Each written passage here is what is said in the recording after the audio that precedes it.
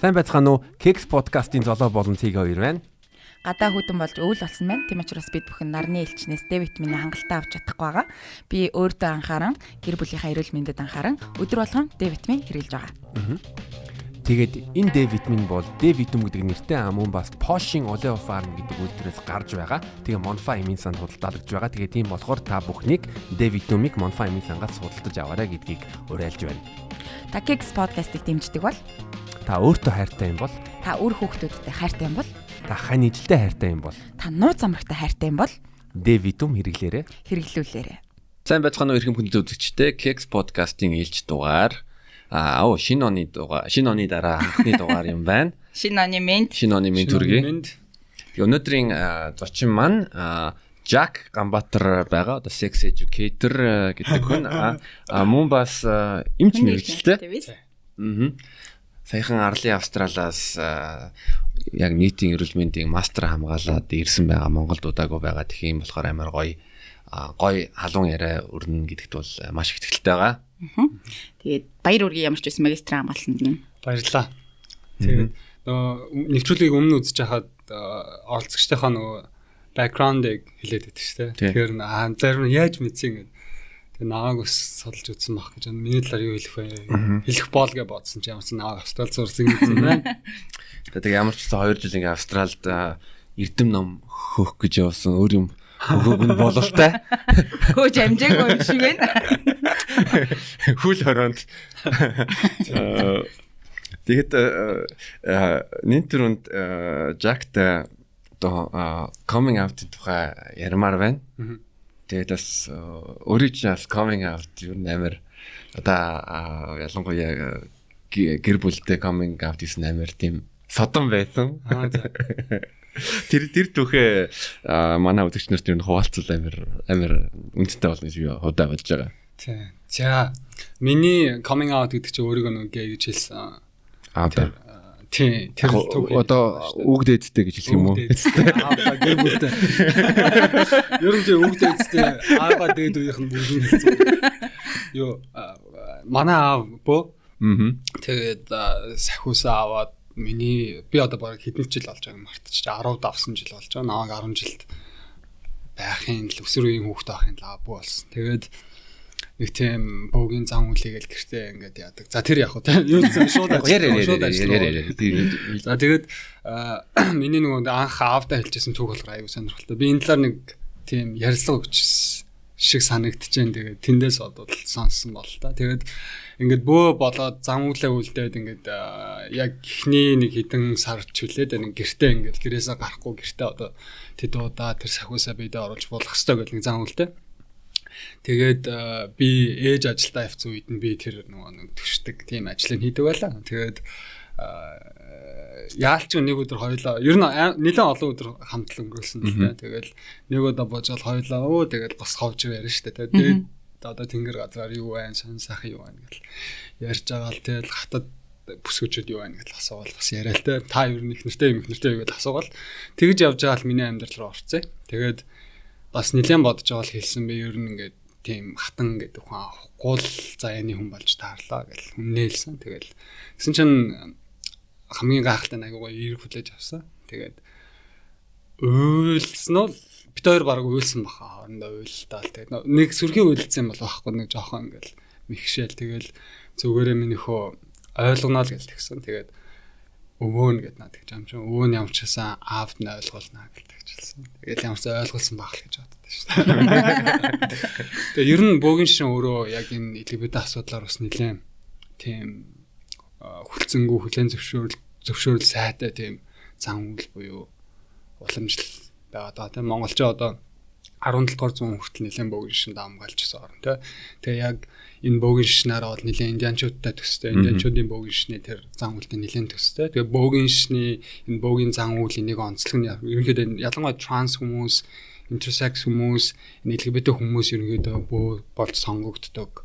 Тийм нэг тийм нэлээд туршлага ихтэй. Дээр нь одоо жишээлбэл онгоцчдын норч гэхэд тухайн хүний одоо нэг хүүс ямар байгаас үл шалтгаалаад эрэгтэй эмэгтэй янз бүрийн сүнс биед нь орж ирж байгаа учраас яг айл аягаад агаад эмэгтэй сахиустай бол эмэгтэй эрэгтэй бол эрэгтэйгээр тэгж одоо нэг үр хүүхдүүдтэй ирдэг байсан бахан тий. Тэгэхээр яг нэг транс хүмүүсийн яг тэр туршлагатай адилхан юм санагдаад байхгүй. Тэгээ ер нь жоохон ном бичиг харж байхад тэмдэглэсэн зүйлүүдийг харж байхад бол бөөгийн шин өөрөө яг LGBT төрсөн транс бодлоор нэлээд нааштай хүлэн зөвшөөрөл ихтэй байдаг байсан. Сүүлийн үед бол тэр уламжлал нь байхгүй. Ялангуяа Монголд бол энэ асуудлаар яг одоо л бөөгийн тэ зан үйл явж байгаа хүмүүсийн дунд бас тийм хараахан тийм нааштай бол биш л юм байлаа. Тийм үү. Туршлага. Манай аа бол тэгстэй аюу нааштай. Надад бас тэрэн заяасан сайхан юм аа. Юуны индианчууд ч бас одоо жил хайдаа штэ тийм хүмүүсийг амар тийм хүндэтдэг тусгай одоо онцгой гэж хүлээж авдаг. Миний зүгээр санаж байгаагаар бол тийм штэ индианчууд энэ төр ялангуяа бөөмрөлтэй холбоотой соёлын энэ орчин үеийн гендер гэдэг агуулгыг цөм хөвдсөн л тийм ухагтхан байдаг те. 2 гендер биш бүр 10 20 гендер байдаг ч юм уу те. Тэнгүүтээ two spirit буюу 2 сүнстэн гих мэтийн тэр нөгөө нэг нэршлүүд хүртэл байдаг. Тэгээ яхаа шашин шүтлгээс харахаар дээр үед ч гэсэн угаасаа л иймэрхүү одоо ижил хүстэй хүндээ хайрлагдах ч юм уу тиймэрхүү байсаар л ирсэн байгаа шүү дээ. Тэрийг илүү бас ойлгодог. Эсвэл одоо хүний сэтгэл одоо сүнс гэдэг юмд илүү ойрхон болохоор амар спиричуал байгаад байгаа. Гэтэл бас христмэс ч юм уу тиймэрхүү юм дээр чи баг там руу явна гэж шал ондоо юмнууд бол амар их байгаа шүү дээ. Эртний грекчүүд одоо Европт ч ер нь грек хайр гэдгийг яг ижил хүсний хайр гэж хэлдэг. Одоо лесбиан гэдэг яаж гарсан бэ гэвэл лесбос гэдэг арал дээр яруу найрагч бүсгүй байсан. Тэгээд тэр бүсгүй одоо эмэгтэй хүмүүс татдаг байсан. Тэгээд тэр арнаас нь лесбос гэдэг одоо үгнээс одоо лесбиан гэсэн үүсэлтэй. Тэгээд давхар Jackman ингээд ер нь coming out бол амар чухал байдаг. Ялангуяа тий. Одоо өөрийгөө илэрхийлэх. Тэгээ би бас нэг одоо coming out хийсэн тэг хүмүүс гарч ирсэн намайг одоо гей гэж бодож ирсэн гэхгүй юу? Би гей биш шүү гээд.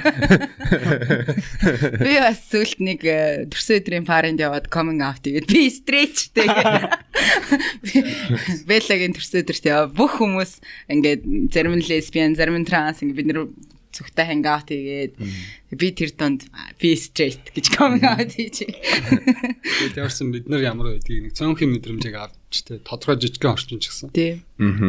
Шүдээ. Хинч намайг таахгүй. Тэр чи лесбианууд нь хоорондоо би ингээ хайрлаа. Наа хинч таахгүй мэдрэмж авсан би. Straight залуу байхгүй. Тэгээд Jackman бас яг ингээд өсвөр настай бас тэгээ нэг одоо Набоковын Лолита гэдэг ном шиг адилхан бас нэг хүний доордоо шаваар осон гэж хэлж болох юм уу?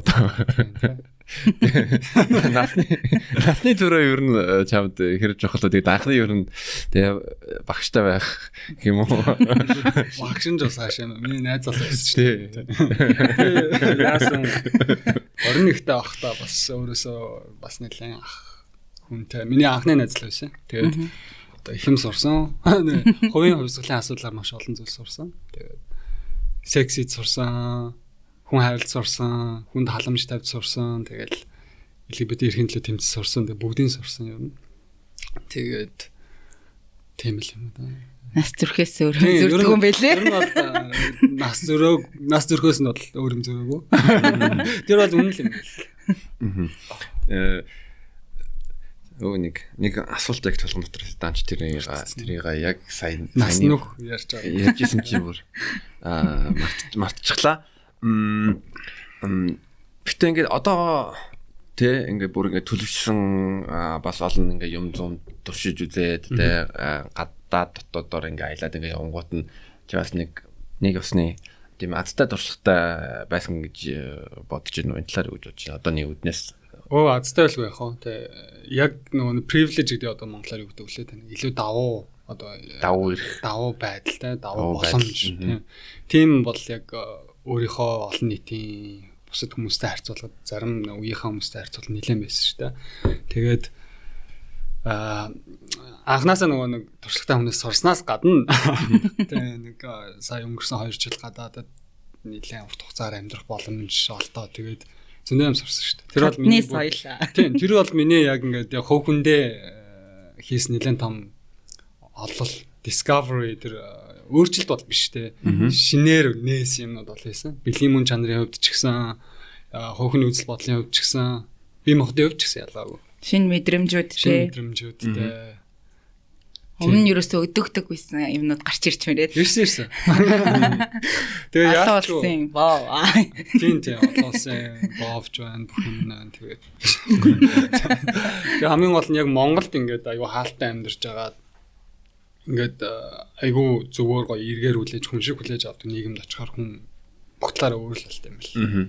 Илүү жаргалтай болт юм бэлээ. Илүү тэ итгэлтэй өөртөө итгэлтэй болоод эхлэхээр тэгээд яг бэлгийн харилцааны хувьд ч гэсэн бүр гоё болол авчихсан юм лээ. Тэгээд хамгийн гол нь бэлгийн харилцаа гэснээс яна би юм хэлүүлэх шууд дайрсан. Бэлгийн харилцаа гэснээс яг тэр өөрийгөө юунд дуртай, юу хийхийг илүү хүсдэг гэдгийг мэднэ гэдэг чинь explore хийгээд тийм нэг туршиж үзнэ гэж аягүй чухал байгаа байхгүй юу?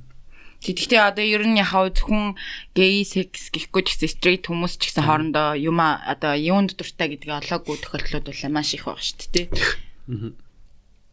Тэгээд бас харцангуй бас гоё боломжууд байсан LGBT төв байсан бах гэж бодож ин л та. Тэгээд гадаад надад явал те. Одоо зарим залуучууд маань бол бас сүүлийн үед аягүй их одоо аялж маялж явж те бас хүмүүстэй уулзаж учирч гоё илүү гоё нэлт олоолах шиг байна. А гэхдээ тийм боломж бас олдохгүй байгаа хүмүүс бас байгаа шүү дээ. Тэр хэдийгээ бас эндээ нийгэмдээ аягүй гоё орчин бүртгүүлж хийсэн гэдэг тийм. Тэг бидний одоо үед чинь илүү одоо нүд тайлгаас өөр юм тайлгаас боломжууд илүү гарцсан байгаад байгаа. Тэгээд бидний үе ер нь илүү нэг тийм нээлттэй юм шиг санагддаг. Ер нь одоо бүр 70 80 60 тэр оны хүмүүстэй ингээд харьцуулах юм бол тэгэд Мельбурн хотыг чи бол амар тийм тий LGBT хүмүүст тааламжтай бүр тийм амар queer hot гэж хэлжсэн. Түүнтэй адилхан одоо Аздаа бол одоо жишээ нь Тайпей тий Тайваныг амар тийм одоо LGBT тааламжтай friendly гэдэг. Гэхдээ дэлхийн одоо яг хамгийн LGBT тааламжтай газар юм уу? Израилийн юуны Тель-Авивыг хэлдэг шүү дээ. Бүр одоо юуны хийн LGBT одоо баг гей хүмүүсийн нийслэл ч юм уу гэж хэлдэг. Тэгэхээр Мельбурн чамд яг анх очиход ямар мэдрэмж өгсөн бэ? Өгсөн бай гэж.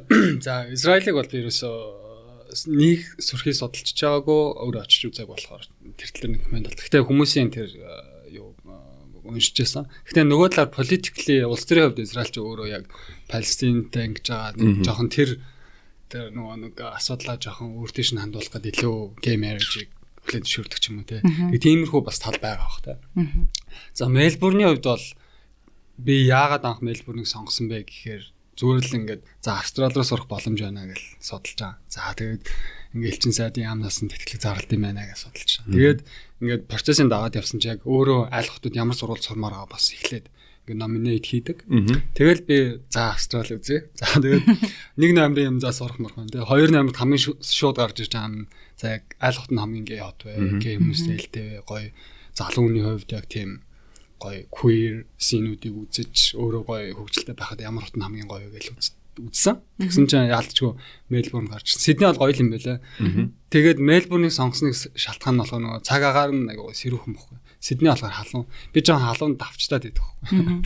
Тэгээд жоон сэрүүхэн газар руу явъя гэж одоо. Тэгээд Мельбурнийг харсан чинь нэг тийм одоо маагаар нэг жоон cool vibe-тай. Тэгэл айгуу тийм залуучууд нэг тийм гой ганган тэр гялцэл биш эсэргээрээ нэг жоохон хээгүй ингээ хүмүүс ингээ бодгон арилцсан бол айгу култэй. Эсэргээр ингээ амар ингээ пампд уруулан ийм гой цэвэрхэн юу ийм бабар юм тийм гой ус цасцсан тийм стил тийм байдлаас илүү нэг тийм гой одоо юу тийм тэ айгу залуу тийм cool vibe ихтэй. Хот тэгээд тэр нь л надад айгу их таалагдсан. Тэгээд ер нь тийм гой ганган гялцэл байхаалгүй ингээл маси гэл хүсмэс нь арцаагаал яаж ч байж болно те. Хүссэн юм хүмүүс чинь. Тэгээд тэр байдал нь илүү таалагддаг, илүү нээлттэй. Тэгээд тэрийгээ дагаад нөгөө амьдрал бүх юм бас гоё. Яг юм анхны одоо мэдрэмж ямар байсан бэ? Яг одоо яг Мельбурн хоттой ингээ ирчихэл тэгэл та хоттой танилцсан. Юу болоод байна гэж. Тэр хамгийн анхны мэдрэмж аюулгүй байсан шүү дээ. Тэгээд ингээд ингээл бүр юу бүх хүмүүсийн эмхтэн хараад те амар урт юм том цагрыг зүтсэн эрэхтэй гэзлүүчүүдийг хараад амар non binary trans хүмүүс хараад годомжаар зүгээр алхаад надад хамгийн түрүүн мэдрэгдсэн юм ямар аюулгүй юм бэ л гэж бодогцсон. Тэгээ би Монголд тэ ийм аюулгүй байдлыг мэдэрч үзлээ гэж өөрөөсөө асууж байсан. Тэгэл тэр бол миний хамгийн түрүүн мэдэрсэн юм байсан. Хүн аюулгүй байна гэдэг чинь ямар том боломж, ямар том тийм юу юм бэ? Юу ч гэж хэлмээр юм. Монгол гэртээ ганцаар явахтаа л аюулгүй юм. Яа тэгээд тийм амар юу аюулгүй мэдрэмжтэй газар очингууд нь аюултай юм хэмээр санагдсан уу гэхгүй. Аюултай юм бол тиймэрхүү юм хийж. Хөл оройн үеэр гарч явж маа. Яг гоо тэр аюу сайн сэдсэн байсан. Тэгээд Жон хөл орой тавхтаар тэгэл ер нь би гэлтгүү бүгдөө тэгэл гараад эхэлж байгаа юм чинь. Тэгээ подкастнаас сонсож яхна хөтөлцөж үнсэлцэж гадуур явсан л сурагтай л явсан. Анх удаа бас яг тийм тэгээд хоёр дахь хийж байгаа юм шууд ингээ за яаж залуучуудтай танилцах вэ? Яаж нэг LGBT олон нийт рүү орох вэ гэдэг асуулт гарч ирж байна. Тэгээд аппликейшндаа татсан шүү дээ. Татсан ч гэжтэй нэг Grindr тэгээ Монголд хэрэглэдэг байсан. Тэгээд очсон чинь шинэ аппликейшн гарч ирж байгаа. Bumble гэдэг гарч ирж байгаа. Тэгснэ Hinge гэдэг гарч ирж байгаа. Тэгэл гей залуучуудын зөвхөн хэрэглэдэг Scruff Jack гэдэг 1000 юм байдаг. Тэгээд нүн жаах. Тэгэл Tinder хүртэл шал өөр юм чинь. Тэгэл Tinder дээр бүр ингээд баруун зүүн тийш ингээд мод барагдахгүй ёо. Ядраа заа нэг эхний 20 30-ын ингээд за. Тэгээд эхнээс нь ачлаад яриад эхэлчихээр завгүй болчихж байгаа. Тэгэл болцоонд явж эхэлж байгаа юм л та. Тэгээд залуучуудтай анх удаа ингээд болцоонд явж үзээл гадаа ингээд ресторан суугаал тэгсэн чинь ингээд хам дууж байгаа юм ярьж байгаа залуу маань ингээд миний гарын түрээл миний ингээд өвдгөн дээр гараа тавиал тэнгүүд өмсөж. Тэгэл бас л аюу шинэ мэдрэмжүүд пөөх ингэж болт юм. Яа нэ хүн харж байгаа юу? Хүн харж байгаа нүг ингэж ажиглаа шүү дээ. Тэгсэн чинь ер нь аав тоож байгаа юм нэг чадлагтай. Тэгээ бүгдээрөө ингээл гоё. Тэгэл яг харилцаалд оролцоо. Тэгэл яг анх удаа straight хүмүүс өдөр тутамдаа нэг л мэдэрт юм байна те. Ямар тийм аз завшаан байл гэж бодож байсан. Тэгээд ер нь атаарчлаа юм л да. Тэгээд яг тэрний хажуугаар бас харамсаж байгаа юм чинь те. Бид нар Монголд би одоо ингээл амьдаа л яг тэр залуучуудын хувьд хамгийн нээлттэй хамгийн ингээл нэг зоригтой амьдрах гэдэг хүмүүсийн нэг мөртлөө энэ ингээд жаргал энэ эрхчлөөг бүр амьдралдаа чин сэтгэлээс анх удаа одоо л мэдэрч үзлээ шүү дээ гэл бодсон чи жоохон өрөвдөлтэй жоохон гомдмоор санагдсан да. Тэгээд яг буцаал нөгөө юун гомдох сүулдэ тэгээд сураал та шал өөр юм руу анхаад сүулдэ би яг миний гей байх нь тэнийг асуудал байгаа болоод эсрэгээрээ Аз хүн байх нь асуудалтай болоод би ч нөгөө нэг юу LGBT gay rights activist байсан like racial movement арьсны асуудлаар илүү тэмцдэг болж байгаа жишээ нь тий хувь болон хувьсгалын бүх асуудлаараа. Тэгэл тийм ч нөгөө sexual racism буюу тэр нөгөө сексийн бэлгийн racism буюу арьс өмөр ялгах гэдэг айгүй ихтэй. Тийм үү? Тийш үү.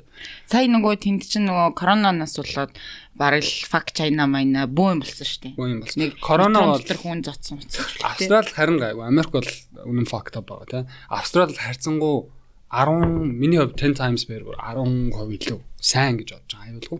Тэгэхээр ерөнхийдөө бол энэ барууны энэ соёлтой, колоничлын соёлтой энэ цагаан арьсанд амгаалсан энэ улсууд чинь ер нь Аз тэгээ арьс өнгөөр цүнх болсон хар арьстай, Аз арьстай, Мексик хүмүүс нэлээд тааж гэсэн өөрсөн гэж нэлээд доод үз. Тэгээ тэр дундаа Аз эрэгтэйчүүд яг секси хамгийн доод гэж ангилж байна да тий. Тэнгүүд нэмэгтэйчүүдээс нь. Тэгээ нэмэгтэйчүүд нь эсэргээрээ тэгж ингээд fetishize хийгдээд нэг тийм exotic одоо тийм ингээд эр хүнийг ингээд дээдэлдэг бараг эр хүнд үйлчилдэг гэдэг нэг Япон солонгосын тэр хуучин киногоор яагаад нэг барууны хүмүүсийг Аз эмэгтэйчүүдийг тэгж айгу тийм exoticize хийдэг те.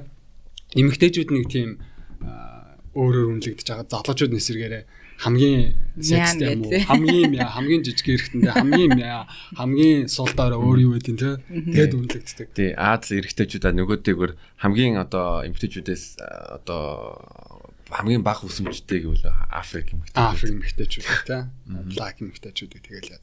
Яг би straight Аз эрэгтэйчүүд бүр жоохон хэцүү байдаг байх. Бид нар бас гайгүй юм байлаа. Чичтэй бас амар тийм те. Юу одоо юу гэж хэлэх юм бэ? Содон царайлаг залуу Стив Аокигийн хамаатай юм уу гэхгүй юу одоо. Тэгж ам хэлжсэн хүмүүс. Тэрс чи яг дурсамж оруулаад тэр. Би очиод би одооноос нэлээд уртстай яг Стив Аоки шиг дахиад очсон. Тэгээд сахал махал ургаад ингээл зоолттой өдөрт нэгээс 2 хүн гудамд Стив Аоки гэлдэг. Тэгэл жоохон ингээд согтоод баар мааранд орохоор тэндээс нэг хүн тест ингээд ойрлол hey man Steve Aoki гэдэг дахиад ирдэг. Тэнгүүтээ зураг мөргө авахлаа л та. Эхэндээ бол тэгдэг гэсэн. Тэгээд би яалч ингээд нэг газар орохоор ингээд ойлгомжтой ингээд хараад тэрийг харсан Steve Aoki гэж амнаас нь уншиж байгаа юм чинь. Steve Aoki гэж байна. Тэгсэн чинь бүр нэг сонирхолтой юм зогсон. Би ингээд гэрэл нахандаа гарах гэж зогсчихсан чинь нэг машин онцсон нөхөр ингээд таг ур зогсчихгүй. Тэгэл би машин гоё юм тэгэж одоо гэсэн чинь ёо man Steve Aoki гэж ойлголоо бод ирсэн чинь яг хаа адилхан байна л хэлдэг жаам л да. Сүүл рүү гол тэхэ болцсон. Тэгээ эхэндээ бол нэг тийм айгу их байсан. Тэгээд Steve Aoki гэж ямар ч алдартай. Би ч одоо тийм алдартай гэж мэдээгүй гэсэн чинь Steve Aoki. Тэгэл нэг Grindr Minder application дээр байж байгаа. Тэгэл яриа өдөх нэг тийм юу л юм шиг. Steve Aoki гэж ороод. За хамгийн ихний өдөлтөнд. За. I enjoy your scratching of vinyl. Do you want to scratch more? Тийм хөө. Тэгэд Австралийн ер нь Мельбурн хотын чамд нэг за нэг одоо түгээмэл залуучууд чамд энэ одоо болж исэн одоо залуучуудыг авч ирэх юм бол ер нь чамд ямар залуучууд ер нь таалагддаг? Би ч ингэж боддог гэсэн бохоо. За би ч нэг тийм сэрхий type mic гэдэг юм байхгүй. Тэгэл ямар ч байсан тэнгэл биш бол те ухаантай тэгээд feminist нүд аим олон шаардлагатай шүү дээ. Feminist тийм мангар олон шаардлагатай шүү. Тийм биш бол нэг тийм яг би хааны хувьд тийм юм ингээд ахын байхгүй л гэж боддог гэсэн. Тэгээд яг ингээд өөрийнхөө жоохон ингээд болцож исэн яажсэн залуучуудыг хараад байхад ер нь л нэг жоохон тийм нээлттэй хүмүүс аягүй дуртай. Тийм амар хаалттай ингээд айччихэд байдаг хүмүүс бол нэг тийм биш юм байна гэж бодсон. Тэгээд хоёр дахь юм нь яалч тэр нэг тэнд амьдарч ирсэн нэг арьс өнгөний үзэлтэй холбоотойгоор бүр ингээд нэг тийм Аз хүмүүстэй татдаг гэж юм. Нэг өнгөт арьстай хүмүүс одоо жишээлбэл цагаан биш хүмүүст илүү татагдах нь хаашаа илүү ингээд илүү ойлгоод тэр хүмүүстэй хамт баймаар байгаа байхгүй. Яг тийм бол би нэг яг тэр барууны соёлд өссөн тийм цагаан арьстай хүмүүстэй болцохоор ингээд ядаж миний ярьж байгаа жоокийг ойлгохгүй те. Тэгэл ингээл хөөх чиний англид ямар сайн юм бэ гэдэг нэг жоохон баян яг хөө зүгээр сонсохоор дажууч юм шиг. Жоохон дорд үзэдэг юм шиг те. Ингээд тавтагдаад эхлэхээр ямар ядаргаатай юм ингээд яалч ингээд нэг ярианых нь өнгө харцнаас нь ингээд энчтэй гэдэг ингээд нэг дорд үзээд байгаа ингээд мэдээд байгаа. Зал жоохон ийшээ шүү гэдэг юм шиг те. Тэгэл ингээд нэг жоохон те эсэргээрээ зарим нь бүр зөвхөн чи Аз учраас л надтай болц. Чамдтай болцоход байгаа байхгүй. Тэгээд бүр ингээд би бүр сүултээ залхаад яаж игээл нэг эхлээл мэдчихгээд чи яг намаагийн гой залуу болохоор болцож гинүү эсвэл яг Аз болохоор болцож гинүү гэж мэдчихгээл ингээд чиний өмнөх найзтай чинь ингээд тэр яриа л дээ өмнө яг Аз залуутай болцож байсан байна уу Asian chasing хийгээд байна уугүй гэдгийг мэдгээл үздэг болсон. Тэгээд би жоохон тэрнээсээ залхаад яг өөртөөгөө адилхан соёлтой Аз хүмүүс за тэгэл Латин Америк хүмүүс энтертэй болоод ирсэн чинь бас илүү тухтай амар л байсан л та. Ингээд олон юм тайлбар шаардлагагүй нөгөөдөл чинь ойлгох чинь хоёлаа тэгэл нийлээл цагаан соёлыг хөтлөн болж байгаа юм. Тэгээ Монгол улсынхаа нэр төрийг бас л мандуулж байгаа ирсэн байлгүй тий. Би бол тэн дээр мандуулсан. Орондоо ч мандуулсан. Ер нь жоохон бүх газараар мандуулгачлаа.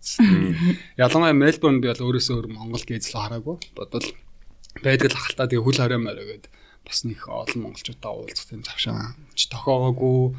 Тэгээ уул нь онлайн хөгжсөн Facebook, Instagram бүх юм байгаа юм чи бодоход амархан л ахалтай. Гэхдээ би бол нэг монгол гей найзтай бол байгаагүй Мельбурнд. Уулзаач нэг ч хүнтэй тааралдаж байгаа. Гэтэ гадаад руу ингээ онгуудаадаг л монголчуудтай харилцах юм шаардлага байх чи бид гэж боддог. Яах гэж гадаад руу явсан бэ те? Тийм тэгээд нөгөө талаараа би яг түрүү ярьсан арьс өнгөний үзэл дээр racism дээр би бас өөрөө нэлээд ач холбогдол өгдөг. Би яг ялч өөрөө нэг LGBT ирэхээр ажилтдаг. Энэ ялгарлан гадуурхалтыг ойлгодог. За дээр нь яг ингээд Австралид очиод яг нэг коронавирусын үед нэг жоохон racismтэй үед нь байсныг ч хэлэхгүй. Тэн дээр нэлээд тийм ач холбогдол өгдөг байхгүй. Тэгээд монголчуудтайгаа ялангуяа гадаад ба монголчууд маань ялангуяа энэ асуудлаар нэлээд сайжрах ёстой л гэж үздэг тийм. Тэнд байгаа хятад хүмүүсэд оромжлон. За тэгээд өнгөт арьстай хүмүүсийг тэгэл боол ямар юм гэнэ. Айгу муухайгаар хэлээд байдаг. Тэгээд ахаар нөгөөдөлтөө одоо хэрэлдээд модалцаад ах хэцүү. Тэрний орон зүгээр холгон явж исэн айгу дээр бод тийм. Тэгээ манай ер нь монголчууд тийм эсвэл амар хүлцэнгүй юм болов. Тэгэл юу ч байсан тэгэл ер нь одоо бид нар ч гэсэн амар хэцүү нөхцөлд ингээл байгаа ч гэсэн нэг дуурж муухартгүй те. Ер нь ингээл за ингээл дасаал ч юм уу те. За хүлээж аваал ч юм уу. Эсвэл тийм амар ер нь нэг тийм эрхийнхаа төлөө би ингмээр байна, тэгмээр байна, босмоор байна, үзмээр байна гэдэг тийм юм жоохон ховор байд юм шиг санагдаад идэв. Надад л би өөртөө ч гэсэн тэгж хэлдэг. Ер нь тийш одоо ингээ харалта Казахстанд ингээд бензиний үн өслөө гэдэг ингээ казакууд ингээ тэр чигээр ингээл те бослог жагсаал ийгэл. Тэгээ манад бензиний үн өссөн чи бүгдөө колонкор яваад бензин авахад очрлоо. Тэгээ яалч юм уу жагсаал цуглааныг яаж бас олон нийтэд тайлбарлаж гин гэдгээс ахуулаад те. Тэгэл улс төр бас орж ирнэ. Ажгаар мөнгө төгрөг инээ тэрэ гэл. Тэгээ дээр нөгөө цөөхөн хаамтай болохоор олонхын тэр сэтгэл зүйг эргүүлж ингэж тийм тоглолт ихэд аяга амархан байдаг хөх тийм. Тэгээд чи яг ямар төрлийн эмч? Би зүгээр ерөнхий мэргэжлийн эмчээр төгссөн. Ерөнхий мэргэжлийн. Эхлээд би уламжлалт даангахын сурч төгссөн. Тэгээд тэрний дараа кредитийн нөхөө зүгээр general medicine ерөнхий мэргэжлийн эмч болоод тэгээд харамсалтай нь ерөнхийдөө эмчээр ажиллах боломж надад ерөөсөй байгаагүй. Би чинь айгүй тийм залуугасаа энэ LGBT эрхтэй холбогдоод тэгээд нэгэнд эргэл буцалт үйшээ орсон хүн. Тэгээд ер нь төгсөөс өмнө би LGBT төвдөө ажилладаг болсон байсан учраас төгссний дараа нэг дахиад нөгөө нэг нарийсаал хэдэн жил ингээд сурах тийм сонирхолж байгаагүй боломжж байгаагүй. Эсвэргээр би яг LGBT цөөнхийнхөө эрх эрүүл мэндээр ажиллах гад шууд нийгмийн эрүүл мэндээр ажилладаг болсон байхгүй. Тэгэхээр манай одоо подкастыг одоо бас одоо гей хүмүүс учраас стрит хүмүүс тэгэхээр н одоо тий яг эмчи үүднээс бас давхар одоо practitioner гэж хэлж болно. Safe anal sex яри. Safe anal sex. За наа ч юм бол ерөнхийдөө аягүй чухал. Ялангуяа тэр нөгөө нэг шолон гэдсээр хавтдаг эрчүүдийн хувьд бол тэр орчмын эрүүл авах маш чухал байна. Яг нэг эрэгтэйчүүд одоо straight тэгэнгүүт нь бас одоо гейж байна одоо ямар ч хүмүүс хэрвээ anal sex юм бол тэгвэл одоо яаж анхаарах бай тээ. Яаж аюулгүй. Ер нь секс бол сексийг гей хүмүүс, straight хүмүүс бүгд л хийдэг байхгүй тий. Ялангуяа сүүлийн үед нөгөө шулангцаар хавцдаг anal sex гэж байгаа тий. Тэр чинь зөвхөн гей хүмүүс хийдэг шүү дээ. Straight хүмүүс ч хийдэг, эмэгтэй хүмүүс ч хийдэг, эрэгтэй хүмүүс ч хоорондоо хийдэг. Straight эрэгтэй эмэгтэй хүмүүс ч хоорондоо хийдэг тий.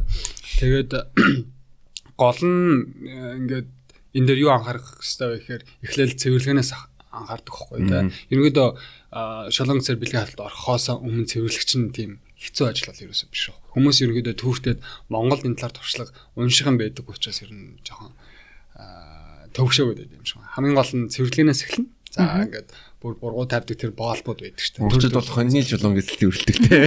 Хоньны шулууныг сайн цэвэрлдэг.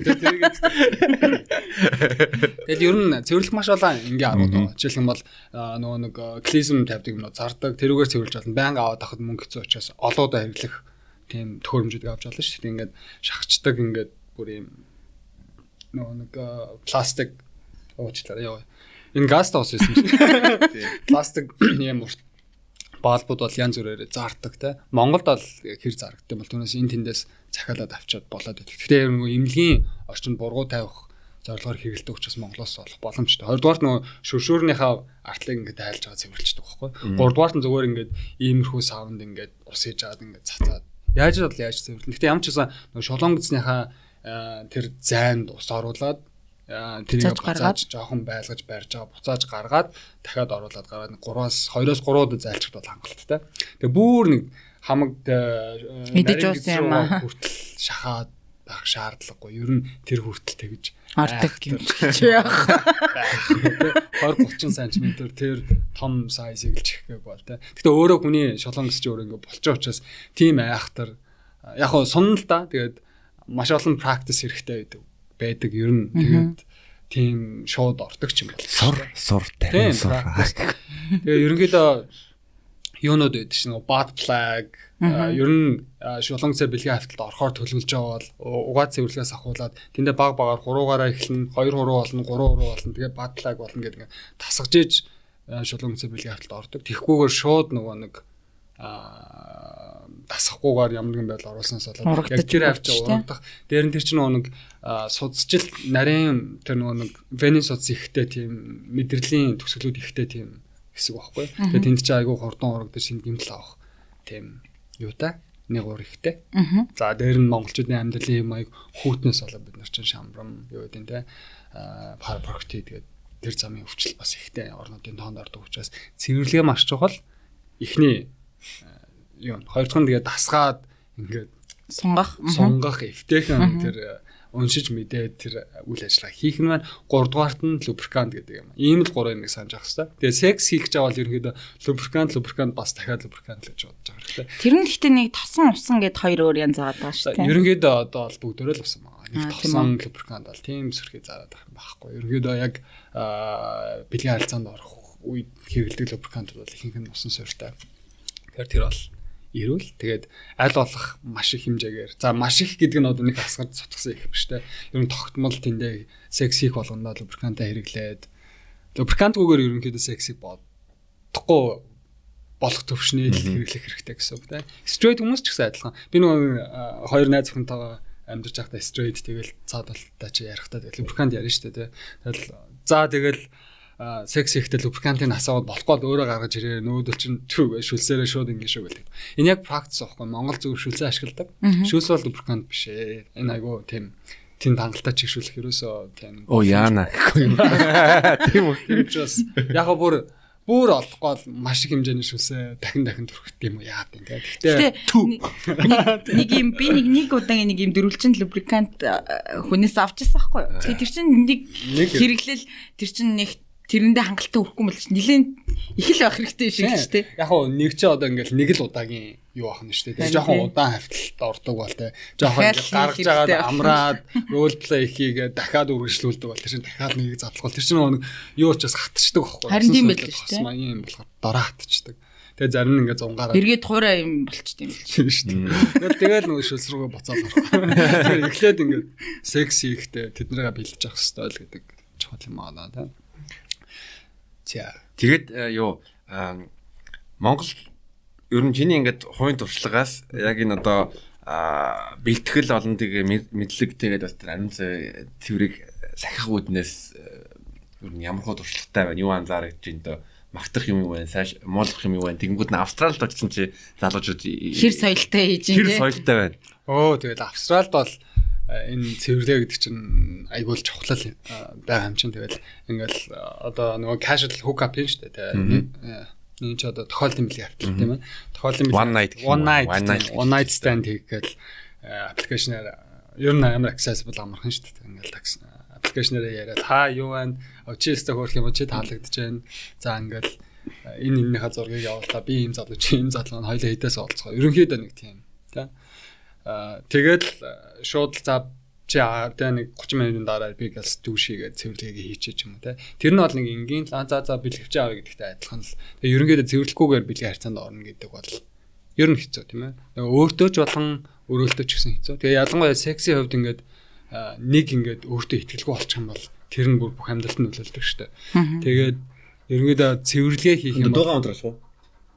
Цэвэрлэгээ хийх юм бол ядаж нөгөө бэлгийн харилцааны хувьд өөртөө итгэлтэй байх нь хамаагүй дээртэн. Эрэгтэй ч эмэгтэй ч бай, тэ. Тэгээд секс гэдэг чинь зөвхөн нэг ингээд өмдийн шавтаачууд нөгөө интеркорс буюу аль нэг эрэгтнээ оруулах биш ерөөсөө биш. Тэнд чинь ингээд үнсэлцэх ам секс байна, тэ. Сексийн хамгийн бас чухал хэсгүүд нэг. Тийм учраас ингээд ерөнхийдөө ам хил бүх юм оролцож байгаа учраас ариун цэврэг аягүй сайн сахдаг байх нь байна, тэ. Тэгээд ерөнхийдөө Австралид бэлгийн эрүүл мэндээр нэлээд сайн байгаа даа, тэ. Ялангуяа гезлчүүдийн хувьд тэр мэдлэг нь бас хангалттай. За тэгээ Монголтой харьцуулахад бол Монгол бид нар чинь яг мэдлэг мэдээлэл байхаас гадна боломж олцоо байхгүй байхгүй. Тэгэл тэр нөгөө нэг одоо жишээлбэл цэвэрлэгээний тэр юм хаанаас ахуулаад хаана зардгийг мэдгүй те. Лубрикант авъя гэхээр тийм амар тогтмол энтэн зараад байхгүй те. Заавал нэг юм шүү дээ. Секс шоп тэгэл дээр нь ингээд асуугаад авахаасаа ичдэг тэр нэг сексиг айгу тийм сүргөөр хардаг айж ичдэг тэр олон жил даралцсан социалист хандлага байна. Ким нүгэл үлдэх гэж байгаа юм шиг. Нүгэл үлдэх байгаа юм шиг одоо орой болгоо орондоо би ким үлдчихээн дээ. Тийм нас ахуулаад дээр нь бид нар чинь бүгдөө ямар байр орон сууцсан амьдрах халуун үед орстой шүү дээ. Тэгэл тэр оролт амьдрахаар бид нар тийм байнга усанд ороод тэрийг цэвэрлэх боломж байгаа юу. Тэгээд ингээд асуудлууд дэд бүтцтэй холбоотой асуудлууд гарч ирэхэд бидний сексийн амьдрал хүртэл нөлөөлж байгаа юм л та. Яалчгүй тийм байна. Хотод бол яг гэхдээ бүр хөдөө ингээд бодох юм бол тэгвэл бас хэцүү.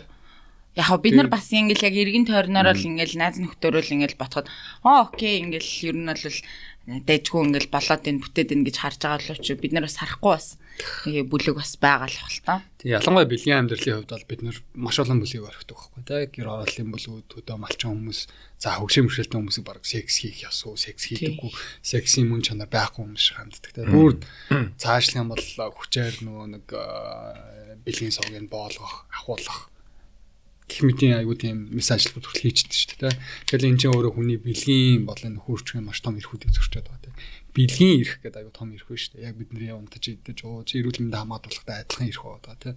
Тэгэхээр тэр чинь яг хүн болгон яг дуртаашаал мэдрэх харилцан зөвшөлттэй бэлгийн харилцаанд орох айгуу том бие даасан тийм жамсны эрх байна шүү дээ. Тэр эрхийн маш олон бүлэг дээр хаадаг, хордог, чухал эрх байна шүү дээ. Чи юун секс гэдэг тэр хүмүүсийн ер нь тэр мөн чанарыг хааж ийн гэсэн тэр хүмүүсийг хүн гэж үзэхгүй байна. Надтай адилхан хүн гэж үзэхгүй байна гэсэн үг шүү дээ. Тэгээд дээр нь бодоод үз яг ингээд ялангуяа тийм олон цөөнхийн бүрдэл болсон хүн одоо жишээлбэл би транс эмэгтэй байлгаж бодъё л. Тэгмээ хөгшин бэрхшээлтэй байлгаж бодъё. Тэгмээ эдийн засгийн хувьд нэлээд доогуур төвшөнд амьдардаг ядуурлалтай. Гэл ингээд бүр ингээд цөөнхийн маш олон цөөнх ингээд давхцсан хүн болохоор тэр хүн ер нь амьд явахад бас тий. Хэр татах уу тий. Би бүр тэрийг бодохос бүр ингэ найж ингээ бодонгууд нь одоо амар тий боломжийн LGBT хүмүүс гэж байгаа ингээ харангууд мэдээ тэр нар бол шал өөр төвшин байгаа. Тэгэнгүүт нь бүр нэг амар тий хэцүү ингээд бүр гэргэр олон эсвэл бүр хөдөн тас нүнээс хотод ирээс ор шидэвэл амар том асуудал. Тий. Тэгээ LGBT хүмүүс ер нь цөөн хинч ер нь хувь заяага сонгож төрдөггүй юм чинь тэгэл хаана л хаана л төр шүү дээ. Ямар ч гэр бүл төр тий. Тэгэл би ч одоо жишээлх юм бол энэ privilege энэ боломж давуу талын оргил дээр сууж байгаа нөхөр байхгүй тий. Би эрэгтэй байна, гей байна тий. Хүүсийн баримжааны хувьд асуудалгүй. Стив Аоки шиг харагддаг байна. Аоки шиг харагддаг. Тэнгүүдээ ингээл хаана ямар боломж гарч ийн тий. Ямар тэтгэлэг зарлж ийн тэрийг ингээд олоод аплай хийчих. Тэр бүх чадамжууд надад ингээд нээлттэй байгаа байхгүй тий. Тэгэхээр ингээл би яг энэ privilege гэдэг энэ давуу тал боломж гэдэг уулны оргил дээр сууж байгаа нөхөр байгаа байхгүй тий. Тэгээ энийг идлээд энийг ингээд хүртээд явж байгаагийн хувьд ингээд бусдаа боломж олох гэж тэ боломжийг нээх гэж тэмцэх бол нэг жамсны бүр хариуцлага юм шиг санагддаг надад. Тэгээ бас тэгээ хувиа бодоод тэнд үлдээ жаргуул чаргалаа шүү дээ. Гадар хөтөлцөж яваал. Гадар хөтөлцөж яваал тий. Одоо эндээ бас гоё хүмүүстэй ойлголт өгөөд тэгээ нийлээ эдэн жилийн дараа юм шалгоонд олох баха. Тий. Тэгээс юуны LGBT-ийн подкаст нэр кинотой ярьсан ярилцлаганд одоо юу тэр coming out товчхон л ярмаар л байна. Ер нь манай сонсогч нар хэрвээ coming out хийж байгаа юм бол ер нь үйл хийгээрээ. Тийм ер нь тэр аюул чухал. Бас давхар нэг зүйл гэвэл юу яг өөрийнхөө аюулгүй байд бид нар одоо sex safety ярьлаа сая anal sex ярьлаа. Гэхдээ бас өөрөө coming out хийж байгаа юм бол чи бас ялангуяа өсвөр насны хүүхдүүд байгаа өсвөр насны эсвэл одоо оюутан залуучууд байгаа юм бол тэгвэл бас юу чи хэрвээ тэрийг гэр бүлийнхэн гишүүдэд илэрхийлэх юм бол одоо чамаа гэрээс чи хөөх юм бол чи өөрийгөө эрсдэлд оруулж байгаа шүү дээ. Тэгэхээр нэг ёсноос хэлэхгүй байсан нугаад байх нь бас зүг байж магадгүй. Ер нь би яг залуудаа яг ингээл нэг LGBT ирэхээр ажиллаж эхэлж байхдаа юу гэж бодсон бэ гэхээр ямар хэцүү юм бэ те бүгдөө л ингээл нээлттэй болчихсон шүү дээ. Команд хийчихэж те юундаа ичтэй юм бэ гэж боддог байсан. Яг залуу нэг 5 6 жилийн өмнө яг ажиллаад эхэлж байгаа би нэг ингээл хүнд юм хийж өгөөд нь шүү дээ те. Би ингээл LGBT хүмүүсийн төрлөө ажиллаж ин тэгэхэд та нар нууглаа гэл ингээл те нэг өртөө юм шиг юм нэхэд тийм мэдрэмжтэй байсан байхгүй би өөрийгөө ажиллаж байгаа. Тэгээд ингээд жоохон ингээд ухаан суугаад юм үзээд ингээд сурж мураад энэ олон ингээд хүмүүсийн түүхийг сонсоод эхлэхэд би өөрийгөө яг тэр уулын оргил дээр хараад байгаа байхгүй тий. Надад бол эрсэл байгаагүй байхгүй. Би ингээд нээлттэй амьдраад миний хийдэг ажил нь өөрөө тийм байсан. Тэгэхээр би ажилласаа халагдана гэж айхгүй байхгүй тий. Тэгээ ээж аваасаа хангалттай хараад босож учраас наа гэрээс хүн гэж айц байхгүй байхгүй. Тэгэхээр би яг нөгөө хүмүүсийн тулж зовлонг ойлгохгүй байхгүй. Тэгээ өөрөө яг ингээд жоохон олон хүмүүстэй харилцаад олон хүмүүсийн түүхийг сонсоод эхлэхээр ерөнхийдөө тийм алба бол биш ээ тий. Ер нь бол тэгээд чи өөртөө л таалагдаад өөрөө ингээд аюулгүй амьдарч бол худлаа ярина уу тий.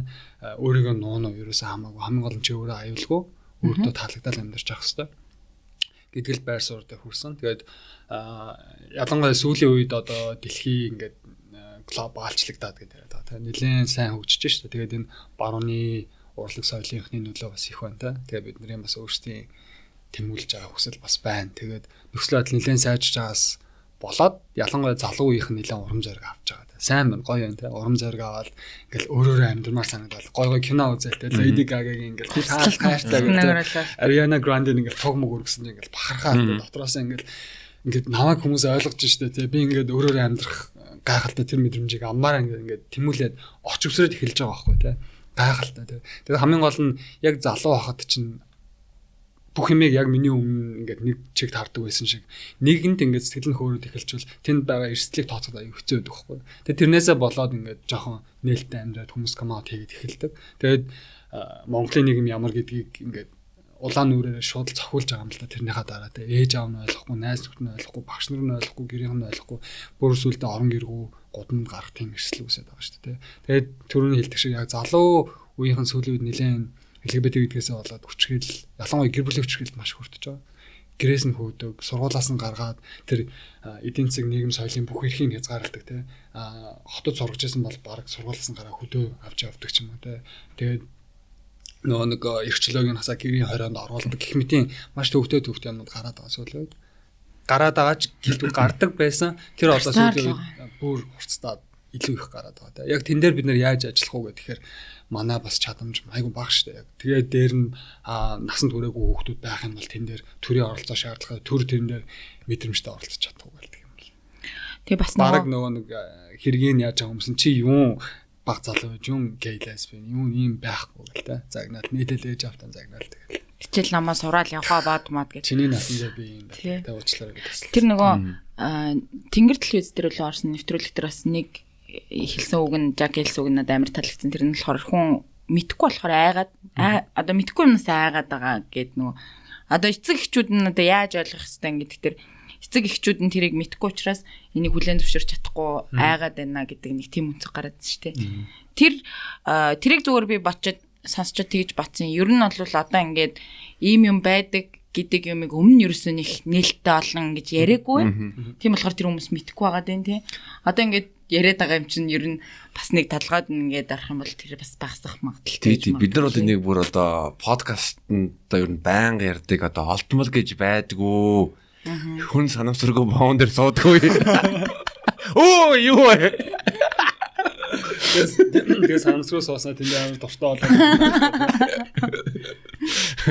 Бараг л нэг айгүй хүчрхийлээд тэр хүчрхийлэлт нь ингээд уруу татагдсан юм яриад байдаг чинь. Одоо наваг ингээд нэг хүн ямар ч байдлаар бэлгийн хүчрхийл хийх гэж оролдох юм бол би одоо тэр нэг ингээд тэр таашаал аваад тэр нь бүр татагдаад байх юм байхгүй ш. Би эсэргээр яаж зовлоо, ямар сэтгэл зүйн дарамт авлаа, тэргээ бүр жигшин гэдэг ямар ч логикоор бодсон ч гэсэн нэг тийм байх болоо гэж би бодоод тийм уулна. Тэгээд манайхан бас арай өөрөөр тайлбарлаад байгаа. Тэгээд Жак ч бол юу ярьлаа штэ. Одоо ер нь те жоохон хөнгөн сэдв өдрөө орё. Ер нь лан төлөвийн үед ийм залуу нээлттэй залууч гэж хэлсэн. Гэтэ зүгээр гадаад төрхнөөс ямар залуучууд юм таа л би. Туранхаа бондгоор өмнөх одоо харилцаануудаа бодонгууд нь чи хамгийн за миний өмнөх харилцаа хамгийн анхны найзлага надаас намхан тийм амар туранхаа болгон байгаагүй. Тэгээд бид хоёр чинь харилцааны үед хоёлоо таглаад жоохон тураад. Тэгэхээр би жин дээр нэг асуудал юм шиг байгаа юм тий. Тэгээд одоо юу юм бэ? Мэдхгүй юм. Одоо яг ороод ирлээ. Sorry. Би яг ингээл өөрийгөө бас ингэж боддог гэсэн юм. Би чинь бас аюу тийм нэг тийм гадаад төрхөн биш үү? Персоналити. Сэтгэлийн хардаг болдог. Яртай. Тэгэж бодоод өөрийгөө хоолой явж байлаа. За тэгсэн чинь би яг нөгөө би бас өөрөө тийм эмгтээлэг залуучууд дуртай. Одоо тэр нэг яг магадгүй энэ миний нөгөө нэг тэмцэгч хүний эрхийн төлөө ажилтдаг нэг тийм ядаргаатай байдлын нэг хэсэг байж магадгүй. Би энэ одоо нэг гендрийн асуудалтай бас нэлээд тийм олон асуултын нэртэй нөхөр байхгүй. Одоо gender goal тэгээд ажилладаг. Тэгээд эрэгтэй хүн иршүүд байх хэрэгтэй, эмэгтэй хүн эмэгтэйлэг байх хэрэгтэй гэдэг юм бас ясны дургу. Өөрөө багасаа юм хөрхөн эмэгтэйлэг, эрэгтэйлэг гэдэг аль ингээд trade мөн чанаруудыг ингээд оруулсан. Өөрөө ингээд нэлээд олон жил урт төстэй ингээд хүмүүс харахаар нэг эмэгтэй хөвгч ингээд багаас өө нэ хүн амт ирэхээр иш эдний хөвгтийг тэгээд магтахаараа те эдний хөвгт хөөх юм яг охин шиг тэгжэл нэг сургуульд орж идэлчээч дажгүй хөвгтэлтэй гэхдээ чи даанч эмэгтэйлэг гэл те тэгэл авгаа шиг магваа шиг гэл ингээд байнга нэг энэ гендрийн ядаргаатай энэ ойлголтуудыг нэг сүрж амьдрах шаардлагатай байдаг. Тэгээ эсэргээрээ ингээд эрэгтэй хүн ийм эмгтээлэг мөн чанарыг одоо энэ нийгмийн зүгээс эмгтээлэг гэж тодорхойлоод байгаа мөн чанаруудыг ингээд илэрхийлээд энэ чанаруудыг өөртөө агуулад ингээд юм ярихаар ийм хошуулна гэдэг. Үнэн ядаргатай. Байгаад эхлэхээр ингээд нийгмээр жигшээд байдаг шүү дээ. Би харин мөн энэний эсрэг нь байх. Би өөрөө угаасаа юм. Тэгээ би бүр тийм өөрөө байгаа эмгтээлэг залуучтай айгуу дуртай. Тэгээд маш олон тийм лаглаг гоё фэм залуучуудтай болцож байсан. Тэгэл би яг Австралид тахтаа нэг өөрийнхөө ажигласан. Би ч гэсэн өөрөө тийм гоё амар genderless non-binary тийм стил энэ айгуу эмэг дуртай, бүгжин дуртай, хомсоо бодно. Тэгээд нэг сүрхийн мейкап энэ төр хэрэглээд авахгүй ч гэсэн би айгуу том эмэг дуртай байхгүй. Цаграг тийм хүүпс өөрөө зүхүүс л нөгөө нэг зүхүү. Аль би өөрөө ч зүүн тэгээд тийм ер нь тиймэрхүү залуучуудтай мэн тийм тэгжсэн. Тэгээд би яг тэгэл болцож байхдаа анзаарчсан бохоо. Хөөх би яг ийм гоё өөрийнхөө тэр эмгтээлэн мөн чанарыг ингээд гоё ингээд мэдрээ тэрнээсээ ичиж зовхоо болцсон. Тэрийг ингээд нэг гоё санаа зовлт илэрхийлдэг хүмүүс бас аюу дуртай юм байна. Өөрөө ч гэсэн тийм байна гэдгийг ойлгоод. Тэгээ Монгол буцаж ирсэн чинь нөгөө би нэг айхтар юм том цагийг зүгөөд авахгүй ч гэсэн Монголоос нь одоо эрэгтэй хүн дээр том байгаа байхгүй. Тэгэл ээж аваа хоёр хараад миний хүү яасан хэцүү юм бэ? Уцаар тэр холоос ярьж захтал чи над эмэг бүгж ямар том зүйлд хумс урууга будлаа гэж өглөөл за. Ирсэн чи надад юм жижигхэн эмэг авч гисэн. Наа гадуур зодолч ингээд аваад миний хүү ядаж юм жижигхэн эмэг зөв нөгөө том цагруудыг зүйлхээ болцсон. Тэгээд яг хуу за хөрсөндөө буу те бас нэг маань ямар хаваалаа те ээж аваа хоёр нэг тийм дургуцээ даадаа биш намайг л эрүүл мэнд аюулгүй байдлын бодоод ингэж байгаа гэдэг. Тэр хоёрын сэтгэлийг амраад гэж жижиг эмэг зүүцээ явж байгаа. Тэгэхээр тийм гоё тийм өөрөө байгаа эмгтээлэг залуучуудад дуртай. Зөв. Тэгээд чи өөрөө юу топ юм уу ботом юм уу? Хүмүүс нэг straight хүмүүс топ уу ботом уу гэх. Вау. Ямар мэдлэгтэй юм бэ? Би юу хүмүүс намайг ботом гэж бодоод байхгүй. Тэгээд яг хөө би ч гэсэн өөрөө ботмол баймаар байдаг. Харамслан би ерөөсө чаддгүй ботмол чаддгүй. Тэгээд нэг хувь тавилан зайлшгүй нэг юм топ байлах гэдэг заа яцаа. Тэгээд чадахгүй гэхээр одоо энийг юу гэж яаш? Яг хөө түрүүн би таарт хэлсэн шүү дээ. Хүн ер нь бэлгийн харилцааны хувьд өөртөө юу дуртай, юу таашаад ин гэдэг чинь ингээд өөрөө тэрийг туулж мэдэх тийм гоё аялал шүү дээ.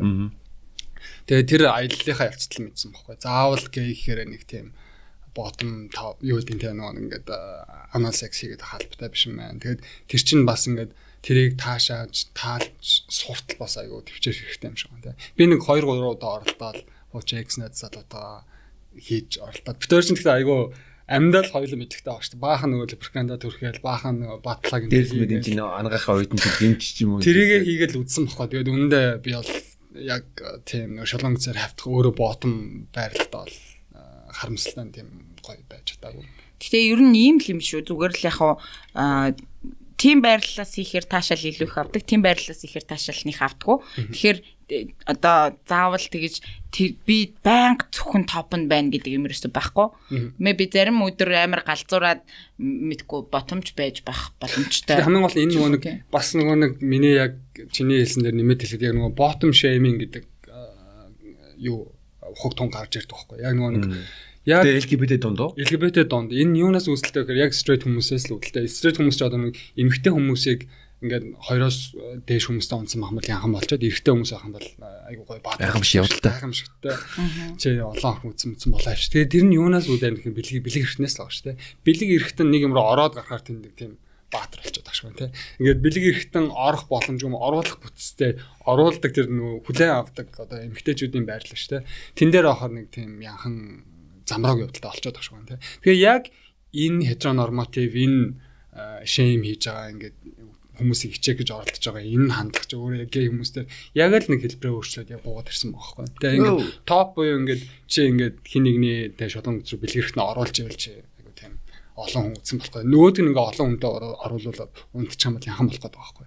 Яг ингээд нэг эрэгтэй эмэгтэй хүмүүсийн энэ role чинь яг гей хүмүүстэй ч гэсэн байгаад байхгүй. Тэгээд энэ bottom shaming хийн гэдэг энэ юу бол энэ гей олон нийтийн нь маш тийм ер нь түгээмэл бас шейминг бас драма байдаг тийм амар драма одоо энэ их юм зээл явж байна. Яг нөгөө юм хошин юм дээр тэгсэн залуучууд хоорондоо ярихдаа одоо ингэж ярьдаг. Чи тэг шатн шалгуулах юм уу ч гэдэг юм те нэг юм тиймэрхүү онцгой юмнууд бас байгаад байдаг байхгүй. Тэг ингээ гей дундуудаа ингээл болтод битгий болт наа чин бүр цаадах нь баах юм орцсон гэж үгээл. Тэгээд авах. Гэсэн чинь би ингээд эсэргээр нөгөө болтоонд баахан өнрөө оруулсан ч гэсэн зүгээр те. Яг ямар зүйл байна гэхээр яг нөгөө эмгтэй эрэгтэй хүмүүстэй тэр бэлгийн харилцааны ролоос нь болоод нэг нь баатар нэг нь бие үнэлэгч яхан болдог. Тэр хэв шинжгээ хүмүүсээ бас л адилхан байгаа байхгүй. Тэгээд эсэргээрээ нөгөө ботом бахан бол эмгтээлэг, топ бахан бол эрэгтэйлэг гэж байгаа. Тэр одоо хаанаас гарч ирсэн ямар новшин вэ? Тэгээ бас нэг парадокс байдаг юм бэл дэрний юу LGBT хүмүүс хоорондоо бие бинийг ялгарладаг. Тэн дээр чинь ерөнхийдөө LGBT гэлтгүү хүн төрлөختөн. Тэгээ бугаас арилахгүй нэг үнэхээр адын чанар шүү дээ. Ер нь бид нэр ингээд олонхон цөөнхийн цөөнхөө тэг ингээд шат чатаараа ядгуулаад эрэгтэйчүүд нь эмэгтэйчүүдээ тэг эмэгтэйчүүд нь дотроо одоо юу гэдэг те арай өөр царайлгаа яваа аштагаа гэдэг ч юм дээ. Яг адилхан гей хүмүүс нь транс хүмүүсээ тэ нэмээд ялгуулж байгаа ч те. За бүр сүлдээ хоёр гей хүмүүс нь топ нь бодно болох гэдэг шүү дээ те. Тэгээд бүр сүлдээ тэгээд эрэгтэйлэг эмэгтэйлэг гэдэг ингээд хүнийг ялгаж тэ нийлж жоохон сул дорой гэж үзэж болох юу л байна тэрийг бол хүн төрлөخت ингээд алддаггүй байхгүй. Альч нийгэм альч бүлэх ингээд нийлээл сайхан ингээд өөрсдөө арай нэг дээгүүр мэдрэх гэсэн л нэг хүний тийм юу байдаг л байна та. Зөв. Тэгээд Жакийн дуртай байрлалууд юу вэ одоо? Дуртай байрлал уу? Тэр чинь бас юу юм бэ? Яг тийм өөрчлөө. Ер нь хүний бэлгийн харилцааны сексүүд юунд дуртай гэдэг чинь айгу тийм дефолт тийм юу биш байгаа байхгүй. Тодорхойлсон юм байхгүй. Юунд дуртай гэдэг чинь ингээд цаг хугацааны хувьд юу хийж юу турш үзэж байгаа гэдгээс ахуулаад дандаа хинтээ хамтаас бас өөр баг. Бас хинтээ хамтаас бас шалтгаалдаг баг. Сүүлийн үед юунд дуртай байна гэсэн. Сүүлийн үед би ер нь oral sex галзуу дуртай. Тэгээд ер нь oral sex ер нь сексийн хамгийн чухал хэсэг гэж боддог байхгүй. Role play одоо ингээд сексийн өрнөл хэсэг гэж байна те. Тэр нь дуртай, oral sex дуртай, бас anal sex ч дуртай. Тэгмээ яг секс хийсний дараа нөгөө нэг дэрний яриа мэрэ те. Яг секс хийгээд хоёлоо гоё ялчаад ингээд юм ярих тэр мөч энэ би эхнээс нь дуусах хүртэл айгүй дуртай байхгүй бүгд нь дуртай. Тэгээд яг юу асуулаа дуртай байрлал гэсэн. Тий. Яг дефолт юм байхгүй гэсэн. Энэ дээр нь яг нэмээд oral sex-аас ирүүлмээр байгаа байхгүй. Одоо ингээд яг манай нэг нэвтрүүлэгт орж исэн бүсгүй бас хэлжсэн амар олон гей найзуудтай тэгээд яг гей найзууд бол oral sex их дингүүл амар гоё байдаг мэдэг гэдэг тэр баг багшилж исэн гээд тэгээд амар сайн мэднэ ягаад тэгэхээр хаана мэдрэмтгий яах уу хуруу юу хилүү яаж ажиллах сайн бах уу гэдэг аягүй сайн мэддэг гэж байсан. Тэгээд та бүхний өмнө Kex podcast дээр Арлын Австралиас мастерын дэргэл Jackman за oral sex юм. Яг саяын хэлдгээр яг бид нар нөгөө яг ижлгүүсийн хүмүүстэй харилцаанд ордог учраас яг юуг яаж хийвэл илүү гоё байдаг гэдгийг мэддэг учраас надад сайн байж магадгүй. Тэгээ дээр нь бас л энэ нийгмийн яг эрэгтэй хүний бэлэг эрхний дахин шүтсэн энэ үзэл мөдөл чинь ингээл амар олон юм нөлөөлж байгаа ш бид нар. За тэгээд маа эмэгтэйчүүд бол эмэгтэйчүүдэд алддаг юм шиг байна. Маа лесбиан эмэгтэйчүүд бол straight залуучууд заад юм шиг байна.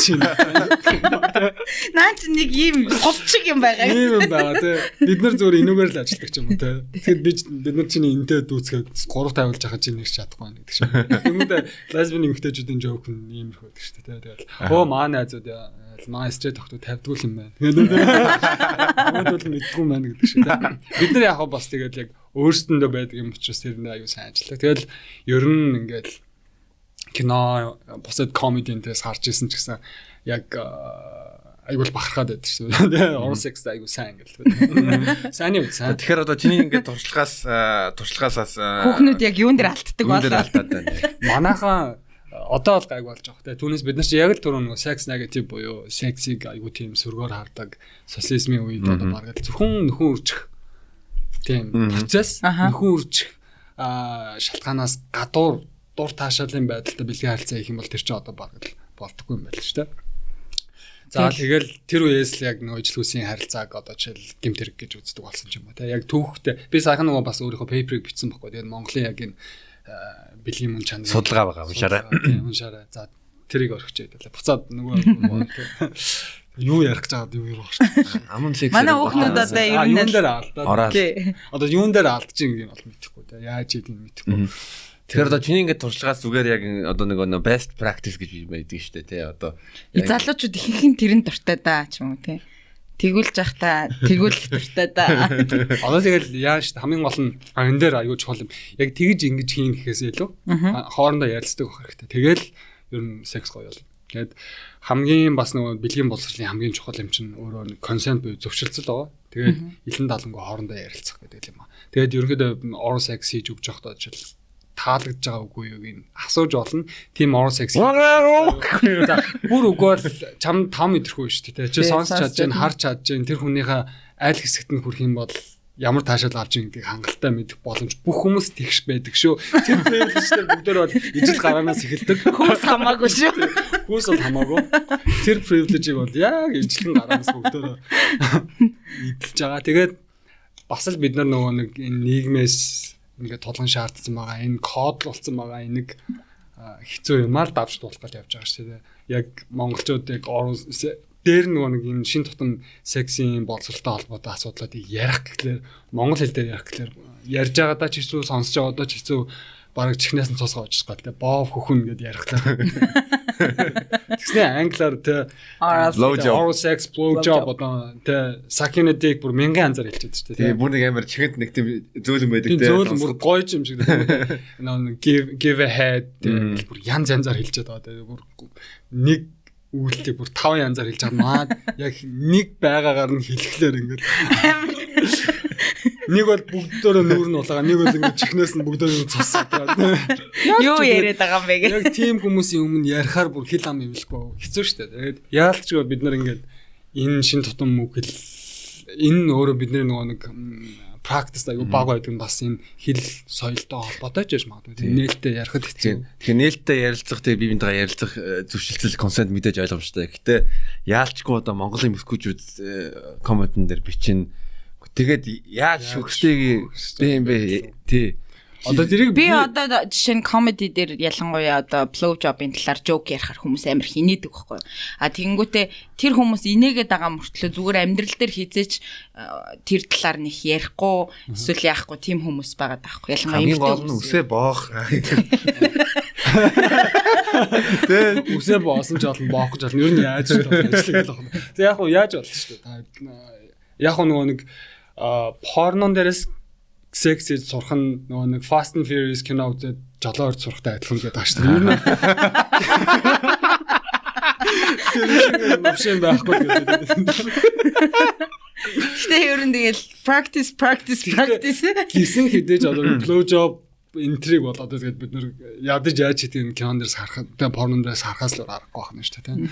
Тэгээд би яг уу тэгээ what's that ингээд blow job хийх best tip-үүд энэ гэдэг уншчил байсан л та. Тэднийг сонсоод бүр ядраад бүр яаж нэг бодоод байхгүй.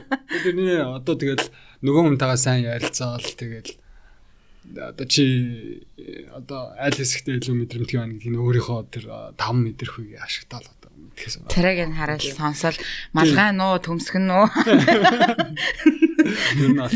Тэгээд ер нь сексийн боловсрол нь бэлгийн боловсрол ч өөрөө чи яг энийг ингэж хийнэ гэсэн юм баггүй. Хүн болгон ялгаа. Өөр. Тэгээд тэн дээр хамгийн гол нь нээлттэй илэн талангуу нэг нэгнтэй ярилцах. Тэгээд нэг нэгнийхээ одоо тэр хариу үйлдэл бэлгийн харилцаанууд соргог байх те хүлээцтэй хандах гэдэг юм л байгаа шүү дээ. Энд чинь өөрөө бэлгийн боловсролын анхан шатны ойлголтууд энийг ойлгож мэддэг байхгүй. Тэгээд сурна гэдэг нь яг хүмүүстэй л байна. Тэгээд гэхдээ бас нөгөө талаараа яг тийм blow job дуртай хүн дургуун хүн л байгаа шүү. Заавал blow job хийх дургуун мөртлөө хүчээр хийгээд авч аяг хэцүү шүү. Яг нөгөө хүнийхээ таашаатын тулд хийж болох юм л да. Гэхдээ ингээд өөрийгөө байн хүчлэхгүй нөгөө хүнтэйгээ яриад ингээд өөр юмтай орлуулах уу. Ер нь бол ярилцаад ингээд сайхан ингээд сэтгэл тайвшаад хийх юм бол хамаагүй гоё л болдог шээ гэсэн. Одоо чи миний хувьд одоо жишээл юу эмгтэй хүнээс ингээд blow job авах надад нэг тийм заавалт юм байх хэрэгтэй зүйл биш. Би бүр надад бол окей байдаг. Тэрнээс илүү надад зүгээр эмгтэй хүнд оролцох надад илүү гоё кафе гоё санагддаг. Гэтэ одоо oral sex-ийн ариун цэврийн хувь дээр та одоо хэлэх юм юу гэдэг. Зарим одоо залуучууд бол янз бүрийн таарс охиндоо яаж болохгүй шүү те. Одоо хамаагүй ам бол нэлээд олон бактеритай байгаа гэдэг ч юм уу те. Тэр тал дээр би одоо юу ярих вэ? Анх 10 доногтод Яшкагийн доотхыг долоож исэн нь одоо ариун цэвэр. Гэтэ яг ариун цэвэр амар чухал. Ер нь аль тал нь тогтмол шинжилгээнд хамрагдсан байх хэвээр эрүүл тэгээд угаадаг цэвэрхэн байвал тэгэл Ер нь тийм бэлгийн харилцаанд орохынхаа өмнө ер нь угааж авах хэрэгтэй. Байх нь тий. Аль талдаа л яаж энэ чинь бэлгийн харилцаа гэдэг чинь өөрөө харилцан зөвшөлтсөлтэй харилцан дур таашаалтай үйл явцыг хэлээд байгаа шүү дээ. Түүнээс нэг хүний давуу дур таашаалыг бол хэлэхгүй байгаа тий. Тэгэхээр чи дур таашаал авч байгаа юм бол өгнө гэдэг бол өөрөө бас нэг таашаал авч байгаа нэг хэлбэр баг тий. Тэгэхээр мэдээж яг миний хувьд амн сексийн хувьд хэлэхэд нэгдүгээр ариун цэвэр байгаа тий. Хоёрдугаар юу байгаа байхгүй. Энэ нэг амн секс ч өөрөө харьцангуй аюулгүй бэлгийн харилцааны нэг шүү дээ тий. Тэгээд дээр нь яг гей олон нийтийн хувьд бид нэг бэлгийн эрүүл мэндийн хувьд нөгөө нэг хэдэхээ дох гэдэг нэг аюул пандемик байлаа тийм бас тэрнээс болоод бид нэр ерөнхийдөө энэ маш conscious болсон тийм 3 сар тутамдаа нэг удаа шинжилгээ өгөх ёстой гэдэг бараг л нэг юм тийм алтан болсон. Яагаад тэгэхээр бид нар чинь бэлгийн цонх байгаа тийм эрсдэл бэлгийн харьцаанд орж ин тийм учраас шинжилгээг тогтмол өгөх ёстой гэдэг зүйлийг бид нар бэлгийн идэвхтэй болсон цагаасаа л ерөнхийдөө тал талаас аваад эхэлчихдэг байхгүй. Тийм учраас ерөнхийдөө маш шинжилгээнд сайн хамрагддаг. Би бол нэг 3 сарда нэг удаа хэдэхээ шинжилгээ бол байнга өгчтэй. Тэгээд амн сексээр ямар өвчнүүд амжих вэ гэдэг бас мэддэг. Тэгээ хамгийн гол нь чи амн секс хийх дуртай, амн секс хийдэг бол амныхаа эрүүл ахуйг л сайн анхаарах хэрэгтэй байхгүй. Тэгсэн тохиолдолд ерөнхийдөө халдвар авах магадлал маш бага. Ялангуяа хэдийгээр халдварыг амн сексээр авсан тохиолдол нэлээд бага. Бүр улаан цайм 3 шүд орхоолсон, буйл нь идэлсэн байж штеп. Амн секс хийгээд авах ямар шаардлагагүй шүү дээ. Нөгөө хүнийхээ эрүүл ахуй өөрийнхөө эрүүл ахуй байх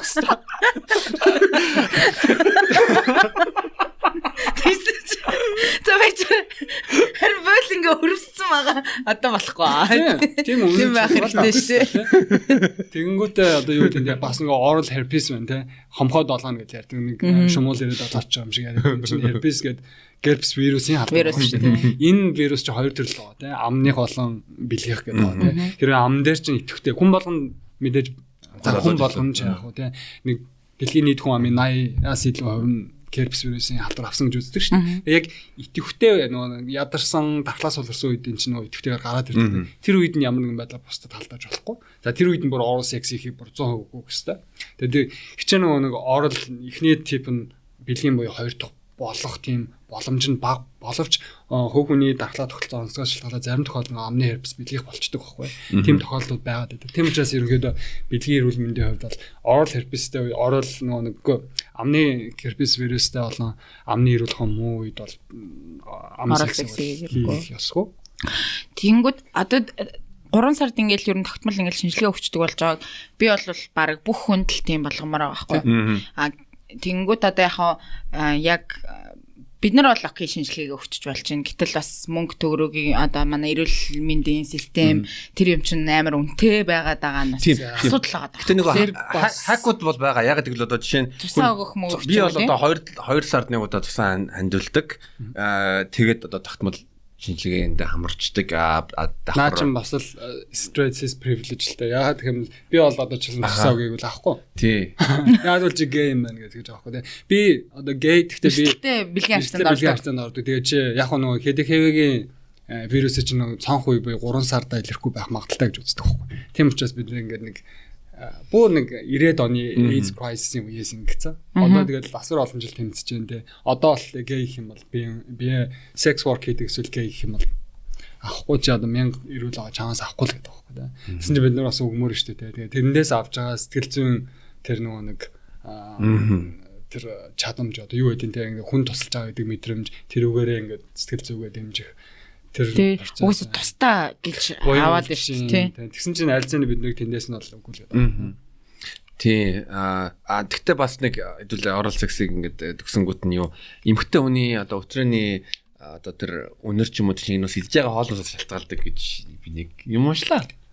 Тэгэхээр амар тийм халуун ногоотой ч юм уу тийм тэр нь бас арай өөр үнэртдэг ч юм. Ер нь бол хүний биеэс гарч байгаа шингэн хүний бие ялгаруулж байгаа тэр бодис чинь идэж ууж байгаа юмтай холбоотой шүү дээ. Зөвхөн эмэгтэй хүний өтрөөний үнэр өтрөөний шүглээс гадна эрэгт хүний бэлэг эрхтэн шүү.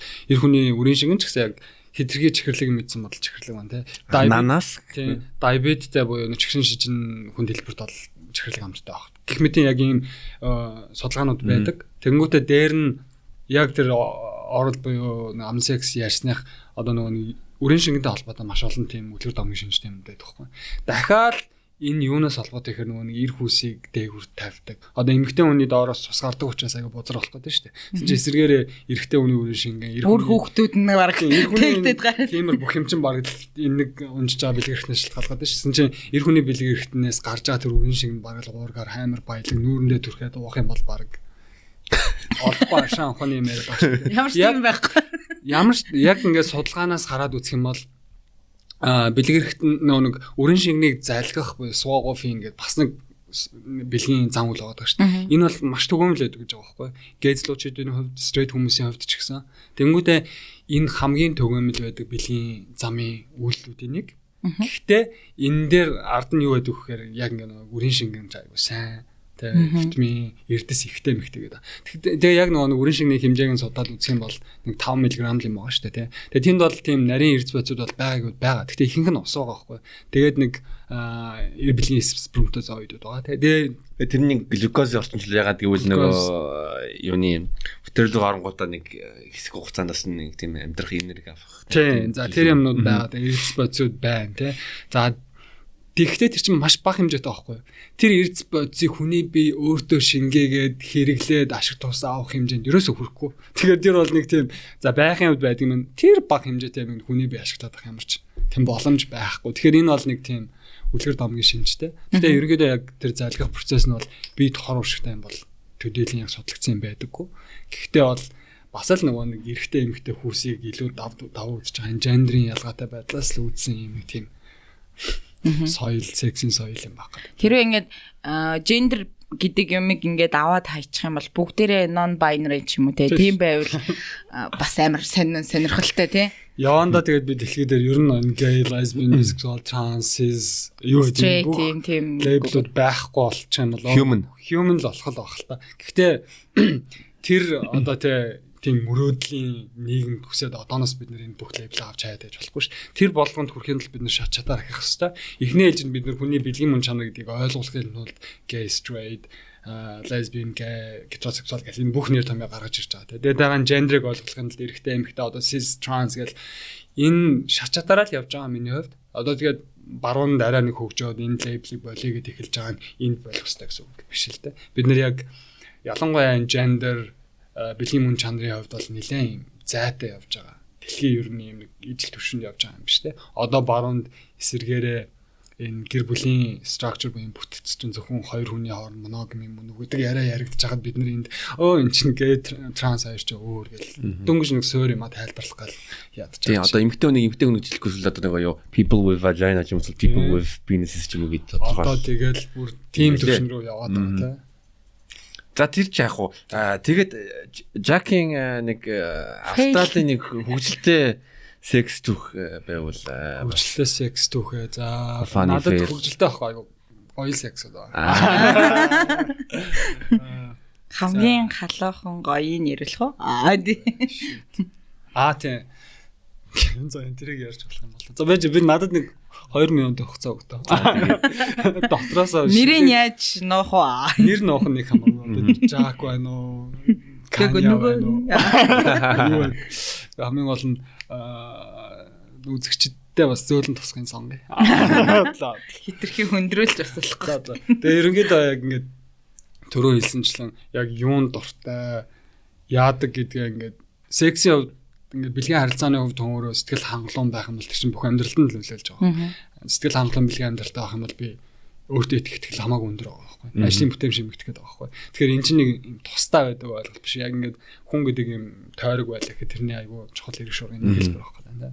Тэгээд хамгийн гол нь яг ямар үед гоё секс байдаг вэ гэхээр яг өөртөө итгэлтэй байгаа үед. Ингээд тэгээд дээр нь нөгөө хүнтэйгээ юу хийж байгаа ярьсан үед амар байдаг. Би ялангуяа энэ бэлгийн зөвшөлтсөл гэдэг зүйлийг энд аюулсан яг ингээд би аппликейшнээр яг one night stand хийх гээд ярьж байхдаа ингээд тэн дээр ч өндөр жим бүх юмаа тавьчих байгаа. Бүр ингээд бүх юмаа ингээд миний хувьд бол ингэж боддог байхгүй юу.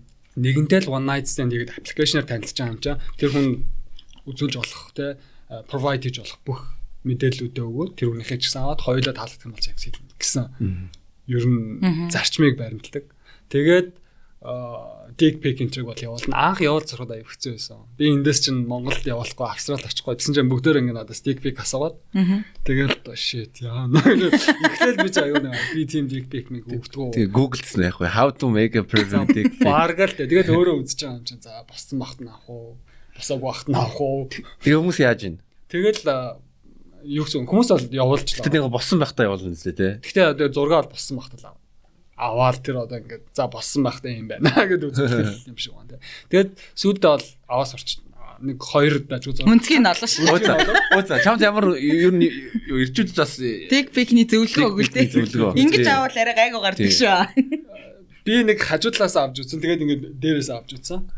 Тэгэхээр нь хамгийн одоо зөв арга нь жиний байдлаар үгүй надад бол ингээд жоохон ингэж байгаа дээрээс авсан. Тэр нь болов. За ямар ч байсан авч сурахын авч сурсан. Тэгээ явуулж сурсан. Эхлээд бол хэцүүлээд юм л. Тэгээд одоо shit энэ dick pic явуулчих юм бол дэлхийд даяар нааг мэдчихгээд байна. Тэнгүүд би бодчихсон чинь миний dick-ийг хараад нааг тамжиддаг юм жоох. Өсрээд нэг ундаж үзсэн хүмүүс санахгүй шүү дээ миний dick-ийг. Тэгэл бодоод тэгээд ер нь явуулаад нэг one night stand culture-д ороод ирэхэр чинь ингэх хэрэгтэй юм байна гэл. Тэгээ би бас тэгж л байгаа юм да. Нэгэнтэй ингэ бэлгийн харьцаанд орох гэж байгаа юм бол тэгэл ямар гэдэг мэдчихэл харилцан зуршилчих өстой. Тэгэхгүй би ингээд нэг хин гэдэг нь мэддэхгүй бэлгийн харилцаанд орно гэдээ очичоод тухайн таалагдахгүй бол яах юм хин хиндэ хэвчээ шүү дээ. Тэгээд эхэлсэн байгаа. Тэгээд ганц тэгээ зогсохгүй яг ингээд юу ямар секс туртай oral sex хийх үү эсвэл хоёлаа anal sex хийх үү эсвэл бүр одоо юу гэдэг нь те өөр хийж болох юм юу байна те тэрийг хийх үү гэдэг эхлээд ярьдаг байхгүй. Манай яг ялангуяа гей залуучуудын хувьд энэ hook up culture тэрүүгээр надад амар санагдтыг те. Ийм зөвшөлтөл аягүй сайтай. Би зөвхөр oral sex хийн гэсэн бол тэнд очиод anal sex-ийг албагүй байхгүй те. Би чамтай анханасаа oral sex хийн гэсэн хоёул тэрийг л хийн гэдэг чинь. Тэгээд явцдаа асуугаад за үргэлжлүүлэх юм бол хоёлоо зөвшөөрөх юм бол тэгж юм те. Түүнээс oral sex хийн гэж очичингуудаа за одоо хоёлоо шулуун цаар хавтна гэдэг юм бол тэнд би зөвшөлтөл өгөөгүй нөгөө өнж өгөөгүй гэдэг энэ нэг энэ процесс аягүй тийм тогтцсон. Ялангуяа энэ соёл. Тэгэхээр энд бол нэг бэлгийн хүчирхийлэл, бэлгийн тийм алталт гэсэн юм байхгүй. Яг өөрөөсөө дуртайдаа хийж байгаа учраас яг тийм гоё секс болоод байгаа байхгүй. Наад чигтэй гоё юм яг бол эмэгтэйчүүдийн уулзаад одоо жишээл өнөөдөр орой яах вэ гэхээр уулзсуул гэдэг нэг ерөнхий байдлаар энэ бол эмэгтэйдээ биш Монголд л тийм Монгол би тэгээ ирээд ингээд яг нөгөө гэзлүүчтэй нөгөөдөгтэй адилхан Монгол бас ингээд нөгөө бранд хэрэглэл асуувал ярьсан чинь амар бүгдийг ярьлаа гэж юм гэдэг.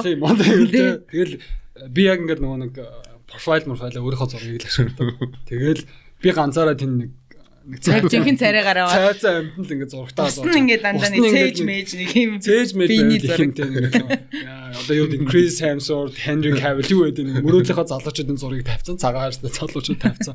Баахан солонгос киноны одуудын зураг тавьсан. Эсвэл нэг бүр ингээд нэг дүр төрхөө гаргаж байгаа хэрэг нэг цээж мэжээ тавьсан. Тэгээд цээжээр нь хараад яаж мэдээ.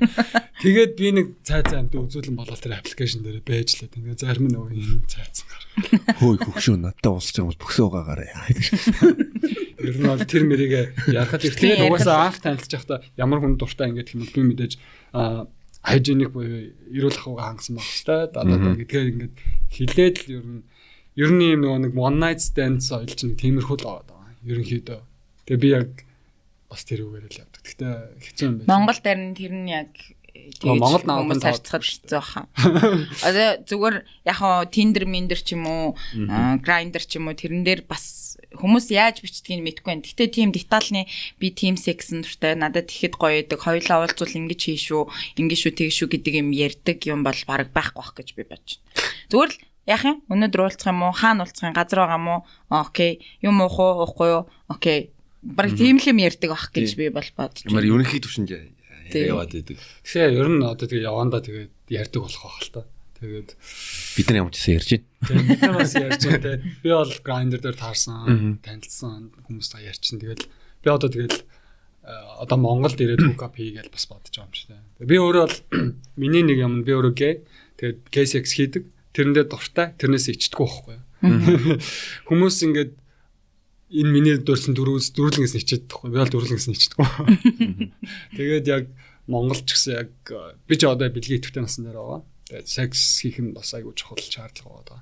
Тэгээд Монгол харамслал хийж чаддаг юм уу? Одоо тэгээд боломжгүй. Хилээ нэ. Эмэгтэй хүмүүс ч ихсэн одоо зарим нь бараг хизээч секс хийгээгүй юм шиг те хийдгүү юм шиг те секс гэж ярингуут бараг л юу яриа та яг Тэгсэн шууд анаал хийгээд. өөр эдэг те яагаад тэрнээс ингээд хүмүүс сони хичээд идэм бол би тэрэн дээр гайхаад идэв. Тэгэл одоо хэдүүлэг гайхаад энийг бас өөрчлөлт хийж Харин шээ. Тэгэл бидний түрүүний бас ярианд дурдсан нөгөө социализмын зөвхөн эн чинь одоо тэгээд бид нар гэр бүлийн сайн сайхан даа. Гэтэ одоо чиний яг түрүүний одоо ингээм амьдралын нэг юм тойрог байлаа гэхэд нэг айгүй том чухал эрэг нь ч юм уу те тэр нь секс байна гэдэг бол би бас амар санал нийлж байна. Ялангуяа амьдралд яхав бид нар ингээл секс нь холдоод эхлэхээр стрессддэг ч юм уу те нэг өөртөө сэтгэл хангалуун босолдог ч юм уу. Тиймэрхүү юмнууд гард юм шиг санагддаг миний хувьд л. Тэгээд нээлттэй ярьж эхэлснээр л боловсрал сексийн боловсролоод байж шин. Тэгээд саяын миний ярьдаг тэр нэг одоо юу хийх гэж байгаа ярьдаг тохирдог энэ зөвшөлтсөл өгдөг чи ингээд энэ талаар сонсоогүй хүмүүс яг ингээд энэ подкастыг үзэж байгаа энэ ямар замбраагүй ямар тийм муухай шулуухан гарвэ марвэ гэж тий. Үгүй зайц ингээд хамаг муухайгаад Шулуун гэсэн шулуухан оржээ. яг нөгөө секс боловсрал бэлгийн боловсралаа бодоод үзэх юм бол энэ хамгийн байх хэвээр ингээд бейслайн буюу үнцэн ойлголтод байна. Тийм. Нэг одоо зөвшөл гэрээ контракт зөвшөлтөл болж байгаа байхгүй юу? Тэгээ дээр нь нөгөө зөвшөлтөл гэдэг эхнэр нөхрийн хооронд байх хэвээр зөвхөн за би чамтай секси гэдээ хоёлоо уулзчаад тэр уулзахаас өмнө хэлсэн зөвшөлтөл нь секс эхлэхээс дуустал хүртэл автоматар байна гэсэн үг биш шүү дээ. Би эхлээд уулзаад үнэлцээд одоо секси хийж эхэлжсэн гинт хиймээргүй надад хэцүү би энэ чамд өгсөн зөвшөлтлөө болиё те. Одоо хоёлоо болиё гэрийг одоо төслөө. Болдгол тийм соёлыг бид нар бий болгох хэрэгтэй. Энэ чинь ингээд эсрэгээр би ийм Twitter-ын дээр ганц бичгээр хүмүүс за одоо тэгээд эхнэр нөхөр хоёр секс хийж байгаа нөгөөх нь дургуун нүрэ болиг болох хэрэгтэй те гэдэг. Нэг нь тэгчээд оруулчаад за сүртэй шиж бараг тий. Уулзсан чинь ер нь олж зөв ойлгосон байна. Гэхдээ яагаад ингэ тэрийг хүлээн зөвшөөрч чадахгүй юм бэ? За тэгээд 2 минут. Нөгөө фейл 2 минут бүр 4 минут өнгөрлөө. Оо яна тийм үү. Тий. Гайдох санснаа. 2 минут нь юу байсан бэ? Юу юу. Миний түүхээс миний түүх шүү дээ. Түүхээ яригээд 2 минут бодъё гэж. Ямар түүх ярьд юм бэ? Инээдтэй түүх асууад байна. Нийтдээ байж болно. Гэтэ заавалчгүй нийтдээ яг уйлалмааргүй л л да. Тэр уйлалмааргүй. Тийм. За. Окей. Яахгүй юу. Тэнд чинь нөгөө нэг Австралийн яг За тэр яг уу. Энэсээ хасч юмсэн. За яг инглээ. Нэг орой би hook up хийх гэдэг нэг grinder hook up. Тэгэл нэг залуутай танилцуулбаар зураг солилцоол нөгөөх маань би ингээд зураг гэж dick pic хэлж байна уу юу? Уу ер нь бол шууд бол dick pic-ийг нэг солилцохгүй бид нар чинь нөгөө нэг зураг мөр ингээд ерөнхийдөө нэгэндээ таалагдах нь. Ер нь миний хувьд секс хийхэд бол нэг dick pic асуудаг байхгүй. Надад нэг чухал биш үү? Тэр юунд ч хэрэгтэй юм битгүй. Тэгээд за хүмүүс болж болох те. Мэдээж чухал аа шүү дээ. Хүмүүст нь ч баг бүх хүмүүс ихэнх хүмүүс чухал. За тэгээд бид нэг нэгэндээ таалагдаад тэгээд цагаа тохироод за маа төрөөд гэлээ. За гэдэг нөгөөх маань ирж байна. Тэгсэн чинь яг зурагшаал хөргөн л байгаа юм чинь. Тэгэл битээр гоё нэг ойр зурх юм яриа. За хоёлаа манай өрөөнд орох уу. Тэгэл ороод битээр сайхан үнсэлцэл гэдэг юм хийгээд ихсэн чинь. Надад блоужоп хийж өгчсэн байна. Тэгэл тэгсэн чинь мань нөхөр жоохон яацсан. Согтцоо. Яг нөгөө найзуудтайгаа уугаад нэг пицца мэдсэн юм шиг. Бүр пицца гэж байна. Пицца ч юм уу мэдгүй. Надад ерөнхийдөө тэр нэг хоол гэх ялангуяа Австрал нэг барууны тэр нэг соёлтой байгаа. Пицца бодогдохгүй. Пицца паста л бодогддог. Өөр ч хоол идсэн байж магадгүй. Цоол идсэн юм уу? Мексикэн ч идсэн байж магадгүй шүү дээ. Тэгээд бид хоёр идсэн байна л да. Тэгээд бид хоёр хийгээ надад айгуул сүрхэл блоужоп хийж өгөх гээд. Тэгсэн чинь ингээл тэгэнгүүт яг нөө хүний улаалж айгу богинохон байхгүй. Би өөрийнхөө том момж томроод байгаа юм шивээс юм шүү дээ. Тэгээд улаалж айгу богинохон учраас энд айгу хурдан тулдаг байхгүй. Богинохон юм чинь тулчин дээ. Тэрийг гэсэн чинь мань нөхөр ингээд нөө deep throat хийх гэсэн юм шиг. Тэгээд ингээд ороолонгуудаа оо гэд надад бөөлчихсөн. Тэгээд би аль тэрийг айгу мэрэгшин хандл хийсэн л да. Өө за санаа зовлт үгээл. Тэгээд угаасаа нөгөө хажууд алчир малчиртайсан. Газ нөгөөдгөө харчаал. Тэгээ нөгөөдгөө дагуулаа 0 оруулаад. Тэгээд тэр чинь өнөр мөнөр нь байгаа юм чинь. Газ харчаал цэвэрлж бас гайгүй те. Тэгээд бид хоёр дахиад үргэлжлүүлээ секс хийх гэдэг нь да. Тэгээд за нөхрийг 0-д оруулаад чихээ Аз хүн шиг ашигласан дөө. За чи одоо энэ нөө сайз авахгүй ч гэсэн шүдний аваар амын зайлуулаа гарын нугаа. За ойлоо одоо ингэж хийх. Дахиад буцаад ороод байсан. Round 2. Тэгээ нөөдгөө маань болчихсон аюу надад баярлаа гэдгийгсэн яг амар эвгүй байдалд орсон. Яг тийм секси хувьд ингээд итгэлгүй болохоор ингээд нэг тийм fail дээд юм уу нэг ингэж цаашдаа бүр айгу дараа нь одоо дараагийн орал секс ихтэй нөгөөх нь бодогдоод санаа зовж аваад тэгээд өөртөө ихтэй болоо тэрнээс болоо секс их болдог insecurity үүсээд тэгээд би ингээд зүгээр гэдгсэн чинь нөгөө хүмүүс айгу баярлсан тэгээд бит хоёр гоё хийсэн тэгээд тийм байт юм байлаа. Саяны түүхийг сонсон чинь Жаки ярээ санаанд орж байна. Гэхдээ манай нөгөө комедиан Жак тэр нөгөө бид нар нэг бөөндөө байжсэн чинь та нар боо хөлж хаяад яг өөр төр чинь бөөлчихсэн үү гэдэг түүх ярьжсэн байхгүй. Тэгсэн чинь нэг хоёр залуу тэгжсэн нилээ идмээ тэгэл тэгээдсэн байхгүй. Тэгсэн чинь манай нөгөө комедианаас чам дээр охин тэгэж бөөлчихсэн үү гэдгсэн чинь үгүй гэдэг байхгүй. Тэгсэн чинь нэг нь чинийх нэг том биш л юм байна дөө тэгвэл гэдэг байхгүй. Тэгсэн чинь манай залуугийн хэлсэн хариулт амар гоё. Том биш. Гэхдээ бас бохир биш. Наач ямар гоё юм бэ? Би бүр дээрээс сонсчод татаж өгтлээ нэсээ. Наач өстөгөө яриа. Тэр инээдтэй түүхээс шүү. Гэтэ ер нь бол яг хаа тийм айцтай болдог юмыг бол би жоохон гадралчиж магадгүй ягаад тэгэхээр нэг юм болохгүй байгаад байд. Цаанаасаа л ингээ нэг юм айц шүд өвтгöd байгаа ч юм уу, тэг хүргээд байгаа ч юм уу, ягаад байгаа чи нэг л би чадахгүй байна да ч юм уу.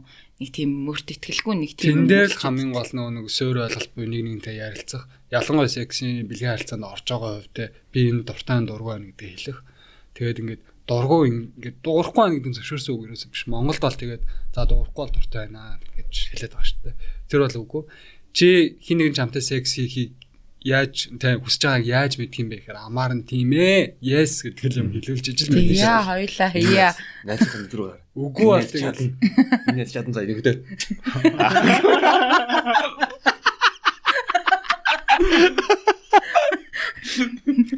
Тэр айдс бол нэг юм дээр үсчих юм бол тэр цаашдын бэлгийн амьдралд аюу нөлөөлнө.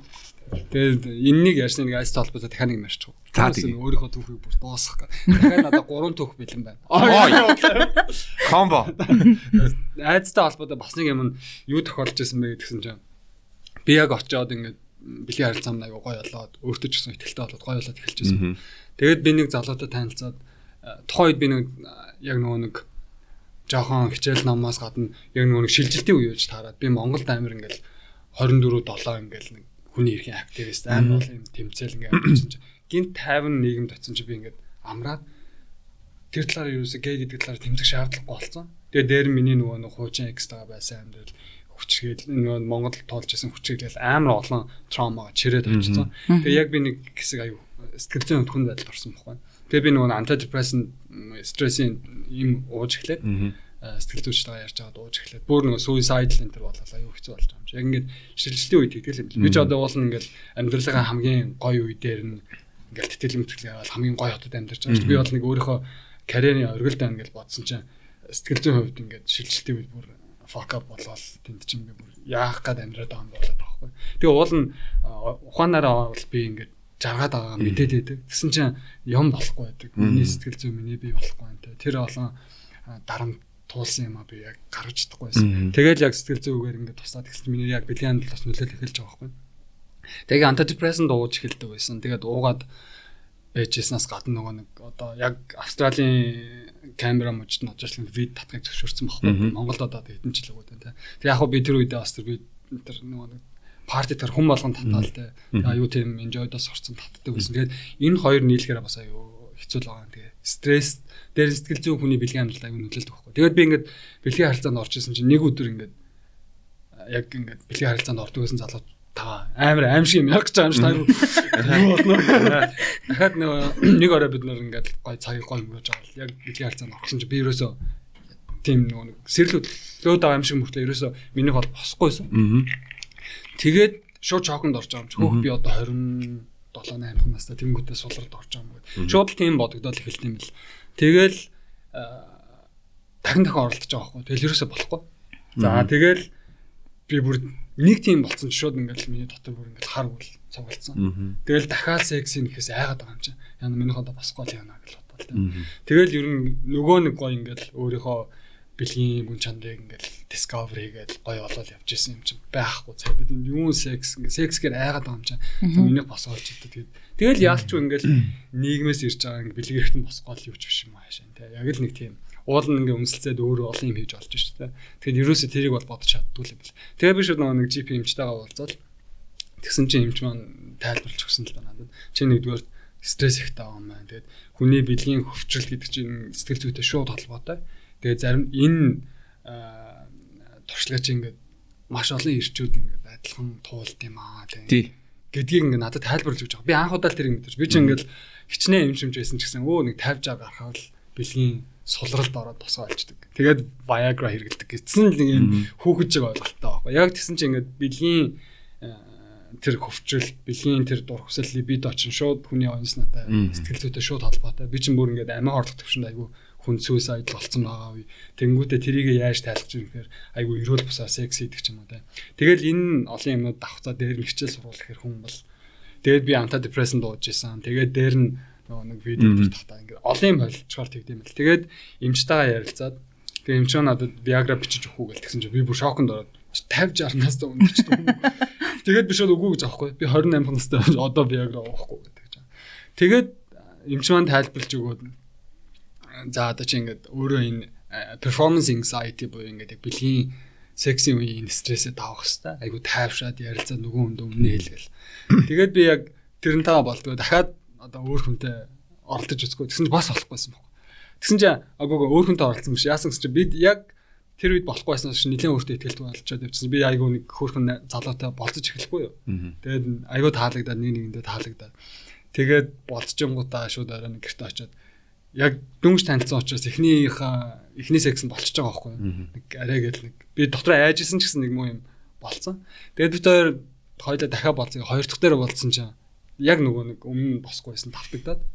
Тэгээ нөгөө залуу маань ингээд чи санаа зовлтгүй ерөөсөө наач асуудал биш энэ тэргээ яриад. Тэгээд ингээд дахиад 3 дахь оролцсон дахиад болоогүй байхгүй. Тэгсэн чинь нөгөө залуу маань хэлсэн байхгүй надад. Чи ер нь ингээд надад бэлгийн тавтагдахгүй байгаа мүү гэл тэгсэн чинь дотроос нэг ингэ авч үгүй энэ ерөөсөө чамтай холбоо. Чи үнэхээр гойцлоо. Би чамд үнэхээр татагдаад хойлоо болцоод гоё байна. Хамгийн гол нь би яг ингээд өмнө нэг залуутай унтгаад ингээд яг стресс бүх юм давхцаад ингээд өвчгөө болчоод ингээд тэр нь үргэлжлээд одоо л юм баамаа гэж бид хоёр оройжонго ярьсан байна. Тэгэд үннээ хэлээд ингээд ярьсан чинь нөгөө чинь бас ивэлээл яг тухайн үед сэтгэл зүйн тийм амар хэрэгтэй л байсан юм шиг. Тэгэл би айгу тайвшраал. Тэгэл гинт битэр секс гээл тэрнээс шалгуулж байна. Бүр ингээд өргөөс авцсан юм шиг заа. Тэгэхээр яг ингээд хоорондын харилцаа үннээ ярих тэгээд ялангуяа унтлагын өрөөнд орон дээр ингээд нээлттэй байж нэгэндээ тийм эрүүл аюулгүй орчныг бий болгох нь л айгуу чухал байна. Тэр залууд одоо яг бүх үннээ хэлээл нөгөө үннээ ойлгоол тэгэнгүүт нөгөө айдас маань даахгүй болчих гэсэн үг байна шүү дээ. Яг нөгөө performance anxiety буюу тэр бэлгийн харилцаанд орох үеийн тэр төгшөл аваад байгаа байхгүй. Тэгээд шууд за одоо минийх босгүй гэл би юу бодож ин гэхээр тэнд зөвхөн минийх өмнө босоог одоо яг босгүй дээ одоо яг ажиллахгүй яана гэдээ бодоод байгаа байхгүй. Тэнд нөгөө нэг сэрэл хөдөлдөг нөгөө нэг гоё ингээд тэмүүлдэг юм арчигдсан. Зөвхөн нөгөө айз руугаа чиглээ. Тэгээ нөгөөх маань наа ингээ гоё тайвшруулаад нөгөө залууд дэлсэн болохоор ингэ намайг ойлгоцсон хүн гэл илүү гоё өөр юм хийж мэгээл тэгээд нөгөөх маань come on наа чи юу ч штэ амар олон хүмүүс ингээл not a biggie not a big deal гэл айгуу наа гоё тайвшруулаад бит хоёр нэг тийм яалч би ингээл нэг гоё амьсгал аваад ингээд сэтгэлээс хар юм аваа хийсэн тэгэл нөгөө эмчтэр очил хэлсэн чинь нөгөө эмч маань инээгээл за гэдэг чинь тэгэл би яг тэрнээс хойш яг тэрүүхэн нэг 7 хоногийн үед чинь биш 1000 юм уншиж байгаа юм чинь те. Өөстө бэлгийн сулралтай болсон. Тэгсэн чи яг ингээд erectile dysfunction гэж байна. Бүр ингээд хөвчрөхөө болсон тэр юм гээд. Ерөнхийдөө эрэгтэй хүмүүс маш түгээмэл энэ хүү юу гэдэг туулдаг байгаа байхгүй. Тэгээ тэрийг ерөөсөө ярьдаг. Олон нийтэд ярьдаггүй. Олон нийтэд ярьдаггүй. Олон нийтээс ичдэг те. Тэгэл яг нэг ярьчих юм бол одоо намайг сулралтай гэл тэрүүгээр нэг ярина. Намайг одоо хин нэгэнд яахгүй юм. Тэгэл тэр чинь ингээд шатаараад амжилтдаг юм ч байд юм тий. Тий. Гэхдээ бол одоо ийм юм бол надад ч гэсэн тохиолж ивэс подкастт ярьж байсан. Тэгэл би эмгтээд хэлжсэн найз надаа ингээд стресстэй ядраад ингээд байгаа. Тэгээд одоо босхгүй байна. Тэгээд ингээд хилэнгүүд нь өөрөө тайвшрангуудаа тэгвэл нь жоохон байж байгаа. Босоод илчдэг тий. Тэгээд яг нэг юм юу жин хайж байгаа юм шиг нэг Тэгэхээр ирчүүдээ энэ талаар ер нь санаа битгий зоороо тэгээд. Тэгээ хоёр төрлийн байдаг. Бүр erectile dysfunction боёо хөвчлөлтийн эмгэг гэж байна. За нөгөөх нь юм стрессийн гаралтай, өөр гаралтай ингээд төр зураар permanently биш тэ temporary боёо төр зургийн юм хөвчөө болох юм. Энэ бол ингээд наснаас хамаарахгүй байхгүй. Тухайн хүн ер нь ямар туршлагатай байна, яаж юм гэсэн л хамаа. Хэрэг стресстэй байна. Тэгээ хамгийн хэцүү нь энэ оюун санааны сэтгцэн юм чинь давж гарахад аюу төвхтэй. Нэг айцсан үүлийг ингээд ямар нэгэн тусалцаа байж ижил арилгадаг байхгүй. Яг хүмүүс өөрөө хичээгээл давж туулдаг л баг тэ. Тэгээд одоо тэгээд тусалцаа ирэх боломж болцоотой болцоод ганцаараа шаналаад байх ямар ч хэрэггүй. Тэгээ ер нь итгэл даадаг тийм хайртай хүмүүстэй суулцаад ярьчих юм бол бас ер нь эрэгтэйчүүд ялангуяа гарахгүй бол тэгэл дотор ингээд тэгээд байх юм бол тэгэл бас хэцүү. Гэхдээ бас давхар эрүүл мэнд маш чухал, өөртөө анхаарах, өөрийнхөө юуны нэг биеийн эрүүл мэндээс гадна бас сэтгэл зүйн өөрийгөө одоо хайрлах, халамжлах байдаг бахна тий. Айдс гэсэн чинь би бас зүгээр бас айдс мэдс ер нь хүмүүс ер нь л бүгд л тийм секси үед нэг тийм айдстай болдгийм байна дөө тий. Яна тэр нь таалагддаг бахтаа ч юм уу. Бүгдөө л айгу insecurity яваад өөртөө итгэлгүй байдал. Тэгээд тэн дээр яг тийм амар vulnerable буюу айгу тийм эмзэг одоо ингээд тий. Одоо юу тийм vulnerable гэдэг чинь айгу тийм эмзэг төрхөн гоё яваа тэр мөч чинь айгу тийм өөрөө айгу тийм гоё үе шүү дээ. Яг тэр үе дээр нь нөгөө хүн чамд юу хэлж чинь яаж юм гэдэг айгу чухал байдаг. Тэгээ тэр үед нь жишээлх юм бол эмэгтэй хүн дээр ч гэсэн адилхан, эрэгтэй хүн дээр ч адилхан чи амар гоё үзэсгэлэнтэй юм бэ гэж хэлэх эсвэл өө чи ямар таргалцсан юм бэ гэж хэлэх ингээд тэнгэр газар шиг шууд нөлөө үзэл ингээд зүгээр цавчаал явчихдаг. Тэр хүн чамайг одоо босгож болно, эсвэл унгаач болно. Амар эмзэг үед юм байна. Тэгэл бид нарт ингээд 100% өөртөө ихтэй хүн гэж байхгүй. Ялангуяа бэлгийн харилцаанд орж байгаад бүгдөө л нэг юмнаас саан завдаг те. Би одоо хүнэртэй авуулаа, би цэвэрхэн байгуулаа, миний үс ямар аваал те. Бараг тэгээс үлдээ миний хэмжээ энэ хүн таалагдж байгаа бол би чадах болов гэл ингээд мянган юм л байгаа шүү дээ. Тэгэл тэр болгоныгаа ингээд өөрөө туулдгийн хувьд нөгөө харилцаанд орж байгаа хүнээ ч гэсэн бас ойлгож хүндэлж харилцах нь. Тэгэхээр нөгөө кексийн үед бас гоё тааламжтай байгаагаа илэрхийлэх, хэлэхтэй тэр хүнийг бас нэг тийм айдастай байлгачихгүй бас байвал бас зүгээр юм биш үү? За тэгээд Жакта илэн далангуу сайхан ярилцсанд маш баярлаа. Тэгээ бас өөрөө бас удахгүй контент хийх юм байна. Тэрний тухаас товчхон яриад бид нар подкастаа өндөрлөө зүгээр юм болоо гэж бодож байна. За тэгээд ялангуяа би нөгөө нэг бэлгийн боловсрол Монголд ерөнхийдөө муу те. За дээр нь яг queer LGBT хүмүүсийг оролцуулсан тийм inclusive бүх талыг хамарсан бэлгийн боловсрол бүр баг.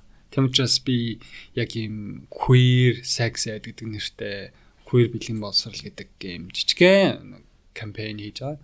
Тэгээд нэг 10 удаагийн social media content 7 хоногт нэг удаа нэг пост хийдэг л тийм энгийн жижигхэн кампайн байхгүй. Тэгээд тэр нь бас чухал асуудлуудыг оруулж байгаа. Юу гэхээр бэлгийн зөвшөлтсөл зөвшөлтсөл гэж юу юм юу юм те чи ер нь хин нэгэн чамтай секс яаж мэдгийг ингээл саяхан ярьсан юм гэдэг хөрхөн жижигэн текст болоод нэг 5 нүр текст тавиал сүүлийн нөгөө Instagram постны форматаар тэгэхээр ингээд тийм богинохын нас чөхөн гэдэг авч та нэг тийм consent гэж чухал юм байна. За тэгээ sex positive буюу сексийг эерэг байдлаар харах гэдэг.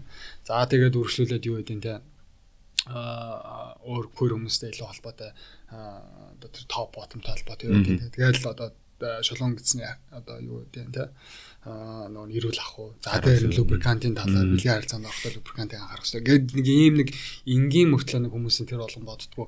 Тэгээд тэр болгон мэдээлэл авахд хомс байдаг тэр мэдээллүүдийг агуулсныг 10 удаагийн посттай тийм жижигхэн кампань хийж байгаа. Яг одоо би нөгөө content development хийгээл нэг ганц хоёр постуудаа Canvas дээр хийгээд өөрөөсөө бид нар нэг мөнгө төгрөг авахгүй юм чинь тэгэл талын чадвар соох гэдэг өнгөө байгаа юу тэр болгоно хийгээл та.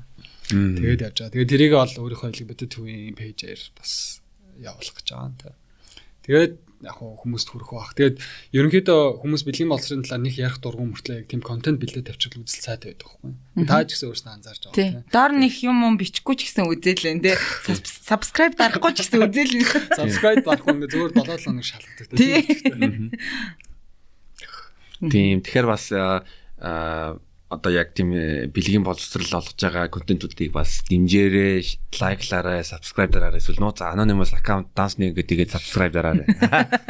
Ялангуяа би ч нэг юм цөөнх олон нийтийн нэг болохоор манайхан ч нэг өөрсдийн identity-га алдхаас яагаад хүмүүс мэдхгүй гэдэг том айцтай учраас дандаа л нэг anonymous account нээсэн тэ. Тэгэл тэрүүгээрээс та үзэж болох юу л байна. Бүх мэдээллийг л авахгүй зүгтэй юм шиг байна.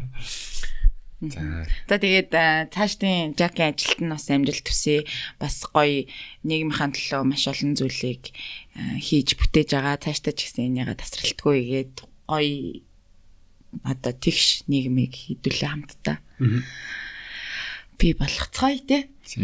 Баярт бас их баярлалаа. Тэгээд ногийн нэвтрүүлэгт подкаст оруулаад яг миний би ер нь ингээд секс ярих дуртай ярмаар байдаг байхгүй боловсруулаас нь ярмаар гэдэг хүчлээ талаас нь ярмаар гэдэг. Тэгээд тэр боломжийг олгосон их баярлалаа. Тэгээд анх удаа ерөнхийдөө ингээл бас би боо хөх мөх гэдэг ийм үгнүүдийг нэг ийм амар ил тод хэлж байгаа байхгүй. Тэгсэн чинь бас яг ингээд нөгөө хөтлж байгаа хоёр маань өөрөө бас нийлэлтэй ахаар амар байт юм байна те. Түүнээс гоё ийм хүмүүстэй ингээд зэрчс очоо тийм ярих юм бол за би юу хэлж үдэ гэж шүмжингөө зав чанаа маргааш гэсэн нөө нэвтрүүлгээ болчиход хөө. Нөгөө хэсгийг хасчаарай. Яг тэр хэсгийг хасчаарай. Тийм. Тэгээд баярлалаа. Дараа тэгж байгаа цог гоё hangout хийгээ. Тэгээ. За баярлалаа. Тэгээд тэрлээ дараагийн нэвтрүүлгээр уулзцгаая. За баяр та.